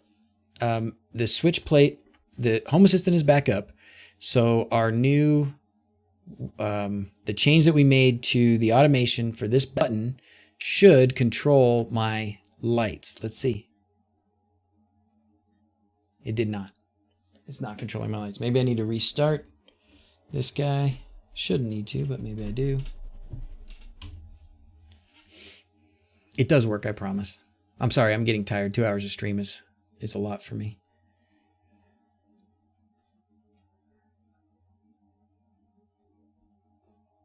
Okay, great. Now we can go here, and it's actually set to that page. So we're going to go to this page. Oh, it's not connecting. Something funky's happening. Oh, it's still like initiating. See how some of these are not switched on? Some of these automations. It takes a while for it to run through the whole process of getting it all started up, I think, when you restart it. Several how-to videos. It sure does, Media Cowboy. Oh, do I not have recorder running? Oh, no. Oh, it worked. My lights just went off. Recorder wasn't loaded yet. Yeah, it worked. So now we're going to go back here. Why is it not doing this? Oh, there it goes. There it goes. Okay, yay. All right, sweet. It just takes a minute. So when you do a whole restart like that, yeah, exactly. You just need to wait a minute. Unfortunately, you have to have patience, which is something I don't think any of us have enough of. So I just needed some patience. It was coming back up. So, all right, I am going to now click this light. It says crown lights. It's not actually controlling my crown lights, and my colors are gone. It's not doing the colors anymore. But when I click this, the light will come on. There it goes. Can you see? You can see it on my face. The light comes on. The light goes off. We did it! Yay. All right. So that is the super, super, super basics. We got a switch plate together. I don't know how much anybody who is really learning for the first time is going to be able to follow a lot of that mess that we just experienced over the last 2 hours.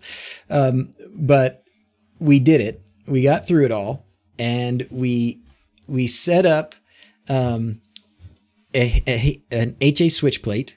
We set up the NextDN display. We got it connected to Home Assistant. We messed around with customizing it a very little bit, just some basics on fonts and the structure of the MQTT topics and how you have to put that together. And we got it to control one of my lights in Home Assistant. So that's actually a good first day. And I want to do more of these. I want to do more with this. So you can bet that that's coming. Whoa, thanks, Phil. The tip train. Thanks, man. Appreciate that. That's awesome. Thanks a lot. That was a fun one to do. Luma, thanks a ton for being here, man. Thanks a ton for being here. What else can I ask? What else can I answer for you guys? I can go, let's make it a even 2 hours. So we're going to go another 5 or 10 minutes, give it some time to just open it up now. We've done a great job of covering this topic. And now let's have some questions and stuff for a few minutes. Man, Luma, thank you for making it, dude. The time, holy cow. Thanks, man. Thanks, Justin. Appreciate that. Stay on the Discord channel for another. Thank you very much, Luma. So Luma's going to be available. Man, you guys are great today. What a fun day. We had a new record in people. I'm sure this is a new record in paying DrZzs here. This is a new record in tips. So I thank you guys very much for that. Tindy store. Oh yes, excellent. There's the Luma's Tindy store. So if you want just the plates, if you want just the these panels, he's got those. If you want the whole thing put together, he's got those. Mine, I was going to say I need to, and I will put a link in the people who sent me. So I sent my switch plates here to JLB PCB, and they got them back for me really fast, and they're making some other PCBs for me as well. So I'll put a link for you guys if you want to use them to order your own plates, but just buy them from Luma if you want one or two. If you're going to buy them in a big bulk, that's the only time to do the JLB ones. JLB PCB. But yeah, I support Luma. All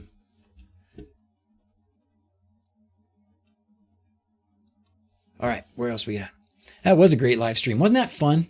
I gotta say, even with all the stuff that went wrong, like I couldn't ask for a better group of dudes to be with, to hang out with, because stuff goes wrong like that, and it's live. Like, what are you gonna do? There's no editing that. There's no fixing that. So, but you just push through it. I think that's the attitude you got to have with all this stuff. Is you're gonna run into problems when you're tinkering. That's the nature of what we do when we get into all this. You just you run into problems, and the fun of it is fixing the problems. Media Cowboy, holy cow! Thanks, man. That is awesome. Phew. Okay, if you want to buy them right from the board shop, all right, then I will pop a JLB PCB link in there for you, Luma. There's no point in making him the middleman. All right. Well, we gotta sing your praise. What you've done, your projects that you've done. I can't wait to see what else you got brewing, Luma. What else you got brewing for us? Because you've got, like I said, two of my favorite projects ever with the MQTT car presence and now this guy. So what do you got? Holy cow, Brian! Thank you, man. It's raining. It's raining tips today. Holy smokes! Thanks, guys. Merry Christmas. Oh, which reminds me, I'm going to put up, I know Alian has been doing a great job of giving us new topics and a new poll for next week. We may just keep trucking with this. What do you guys think? We'll put that out there to see if there's anything else that's really popular. But I think we've got so much to do with just this that I need to keep on going with the Switchplate for several videos probably to make sure we can really get into it and really get everybody, up to speed on using it. But so there will be a poll though for next week, because I like doing that. I like to keep everybody involved and getting feedback about what everybody's interested in doing that I don't know about sometimes. And then the other thing is we're going to give one of these away, and probably a couple of them. So watch out for the link for a new what was I using? Gleam. If you want me to send you one of these, I've got more of them than I'm going to use. So I'll give some away. And, so if you want them, put your name in the Gleam thing. I'll post the links. A lot of people use Discord, and Discord's where I am most of the time. There's also Facebook, and then there's also the community page on Home Assistant. Dude, you guys are killing me today. Holy cow. Holy cow. How do we thank Luma? Luma, how can we thank you, man? Do you have a buy me a coffee, or do you have something I can post for you here so that we can send you some love as well, send you some tips and say thanks in a greenback kind of way? What can I do, man? Send me something and I'll post it right here. Golly, guys, I don't even know what to do with all these tips. Thank you. You guys are amazing. Oh, I do too. I love people who are making stuff. You're making great stuff. Let's find a way to tip Luma. We're going to find a way. He's going to be too humble to accept it, but we're going to find a way. DrZzs and Adarusha. Adarusha and Luma are the same person. Let's see. Let's find where is it? Maybe he's got something here. He's hiding something. I guess we could, I don't know if you can just tip through Tindy. What are we going to do here? Let's go. Let's find it. We'll find him. Just bought a couple units from Tindy. Oh yeah, there you go. Basic Pilot just bought some from me. All right, well, Luma's going to be busy soldering. I would like to teach my boys to solder some of these things together.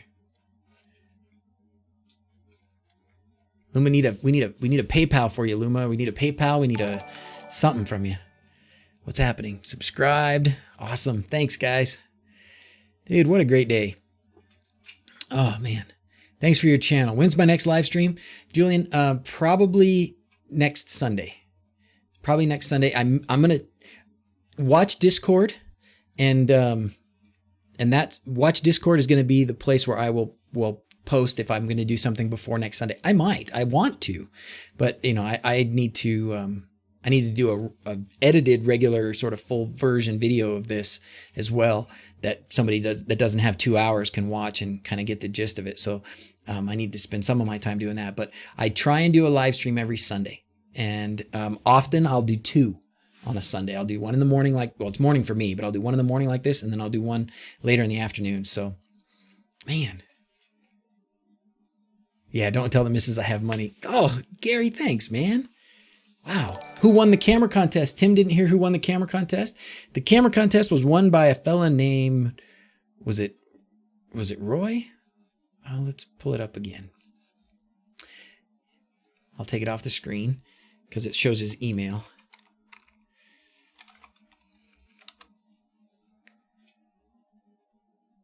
All right, let's see.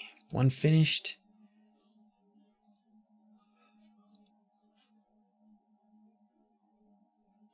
Let's see where winners. The winner was Day Robertson. Day Robertson from Buffalo, Wyoming, USA. You know what I was kind of worried about was it's going to be international. Like somebody's going to win it in, Tanzania or something, and it's going to cost $50 to send it, but that's okay. I don't mind. I want, if somebody, if our friends from Tanzania win, we'll get it to them. No problem. Don't worry about that. But I hadn't thought about that at first. I was like, oh, dang, I have no idea what that's going to cost. So anyways, it's fun. So that's who won, Tim. That's who won the camera contest. So, and I'm going to do probably at least 2 of these HA switch plates. We'll see how it goes. I got to decide where I want to put them, but then I'm going to give several of them away. So I've already promised a few to people that were helping me do other things. So yeah, Luma, Patreon, anything. Where's he at? He's just being quiet now. He's not sending us anything. What's he say? If you insist on sending me money, buy PCBs. Okay, there you go. You guys catch that? So if you want to help Luma, then buy the PCBs from him.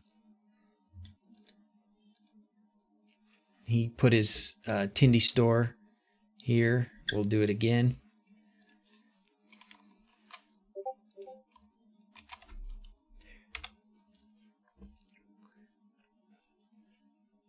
Where can I get the plates? There you go. Oh, that's actually the whole plate. And then this is, he does have one that's just this. Here's just the switch plate. And then let me give you guys links. Let me get you links. I should have had that ready. I'm such a bad person. I will put links for the next-gen displays. The link for I have, because I have Banggood sent me the next-gen displays and the D1 minis, so I want to give you links to them for those. But they don't have these power supplies. Banggood does not have these power supplies. You have to get these from someplace else. Arrow is a great place to get them. And the printer's cranking out more. Awesome, Luma. Awesome. So if you go to Luma's GitHub, it has links to the power supplies through a bunch of different potential vendors, depending on, who's got them in stock and such. But I bought mine from Arrow right here, $5 a piece, free shipping. They came in a pack of 10 and was perfect. So if you need power supplies, here you go. And what was the other thing? Let me get the Banggood one. I gotta get you the Banggood link that's attached to me though, and him, and the guy who helps me. Woody, I love him. He's got the coolest Chinese American name ever. It's Rudy, but he spells it with a W on his email, so it's Woody. How awesome is that? That's fantastic.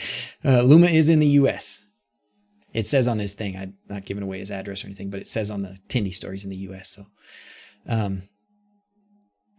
and then what was the other thing we need? We got that. So I will put in Discord shortly. I just need to get on the other computer to do it. And I'll put on links for the displays and for the D1 minis. And that's all you need. You need the display, the D1 mini, the power supply, and the PCB, and you're golden. And you can start building it. And don't expect this isn't plug and play. Luma's done a fantastic job of making it as easy as possible. And I have no doubt that everybody that is getting into Home Assistant and tinkering around is capable of making it work for them. To what level and at how much effort is gonna depend and gonna vary a little bit. But so I don't want anybody to get frustrated if they get it and they start getting it together and they go, gosh, this is really hard. It can be very hard if you try and do a lot of things. So, but we're gonna keep it going. What is Discord? Holy cow, what's Discord? Oh my goodness, I'm sorry. Discord is a sort of chat app, I guess. It's more than a chat app though. Discord is it's a communication method for people with the same similar interests. So we have a Discord channel that has a bunch of information in it. You've got different chat channels over here. You can pick different channels and talk about specific things. Like here is the HA Switchplate channel where everybody's been talking. And I will put a little link here again. And you can message people individually. You can screen share. It's got a great feature to do screen shares, and have video calls, send messages, send files. I mean, Discord is the way I do most of my communication with the Home Assistant world, with the Home Assistant community. So if you don't have Discord yet, get it. And it can go on your phone, it can go on your computer, your laptop, whatever. So, all right. So it is time to sign off. Do you want to go tell the monkeys it's time to sign off? Oh, Dawn, thanks, man. It's raining tips today. You guys are generous. I can't believe, it was about this time a year ago. Thanks again. Oh, and Ryan, thanks, Ryan. I appreciate that, man. That's awesome. It was about this time a year ago that I'd been doing videos. I'd probably done 4 or 5 videos. None had been, thank you again, Dawn. None had been super popular. It was okay. I was just doing it because I was doing the projects anyway. So I thought, heck, I'm going to just make videos about it. And then I hit the one where it was put a Sonoff in your wall, and all of a sudden I had 1,000 subscribers and all this stuff. And now look at us. Here we are, 21,000 subscribers. We've got, almost 300 people today watching the live stream. So it's awesome. And Tim brings up a fun point. I do have so YouTube has let me start to put merchandise on my YouTube page. So you can put like sweatshirts and hats and whatever stuff on there. And I haven't really done anything. I made one sweatshirt that says, it'll either work or it'll explode, which is something I love to say. Obviously you guys have heard me say that on other videos. So, but if there's stuff that you guys want, if there's like, what would be cool, what kind of a t-shirt or what kind of a hoodie or what kind of a hat would be cool that has to do with, tech stuff or Home Assistant or whatever, let me know. And I'll put something on there and we can, get some t-shirts and stuff. That'd be fun. If you don't have a Home Assistant t-shirt, they do sell them on the main page and I love them. I've got one already. Hey, thanks, man. I'm your hero. Oh, gosh. Oh, Vajni. Oh, I would like to know how to say that name. Vajni? Fani. That's awesome. Thanks so much, man.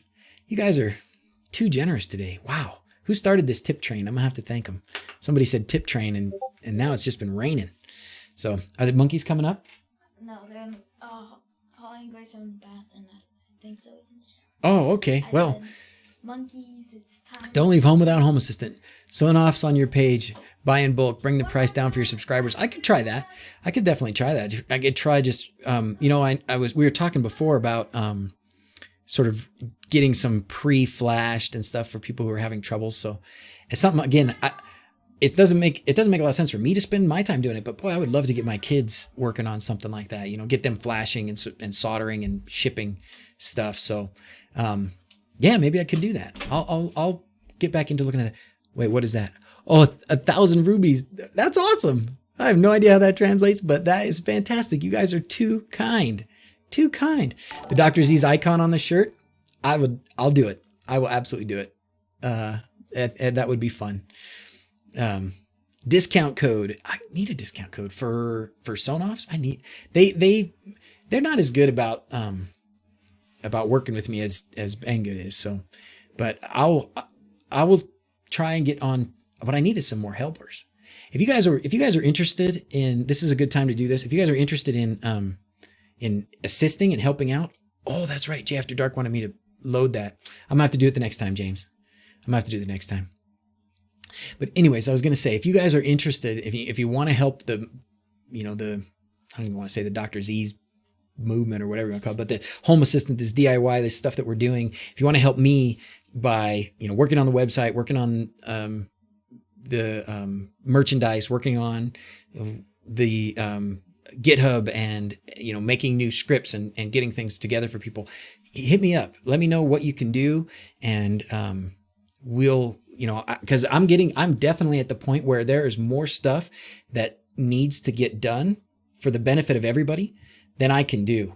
And I've started. I've got a few people that have been helping, and I appreciate it a ton. But I need to probably build a bigger. I'm continuing to build that team. Oops, sorry, I hit the microphone.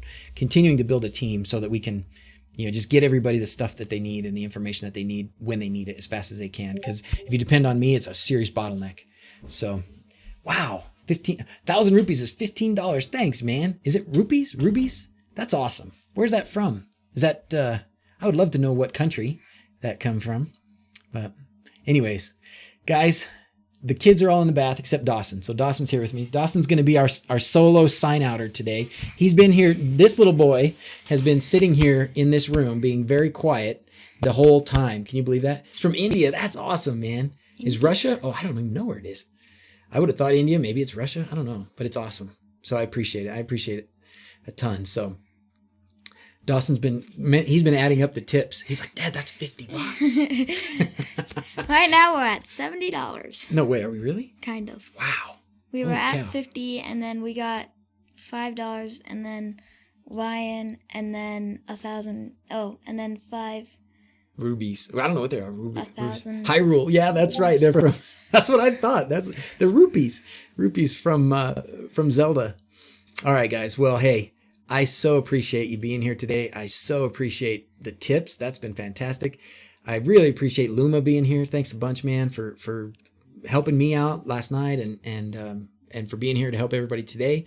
And it's a ruble. That's right, it's rubles. You guys, if you're seeing here in Discord what's popping up on the screen over here, this is Jay After Dark. This is James. He's been doing some really cool custom stuff with the HA Switchplate. So we'll get into some more of that in another stream for sure. And but if you want to see what he's doing, he's in the Discord channel right now. You can continue the conversation with him. I got to get in the shower, got to get the kids ready. And so we're going to let Dawson do the sign out. All right? Okay, ready? Here we go. As always, thanks for watching. Until next time, adios. All right. Thanks, buddy. Okay, guys, have a great Sunday, and we'll see you again real soon. We'll do it again real soon. So thanks a bunch, guys. Have a good one.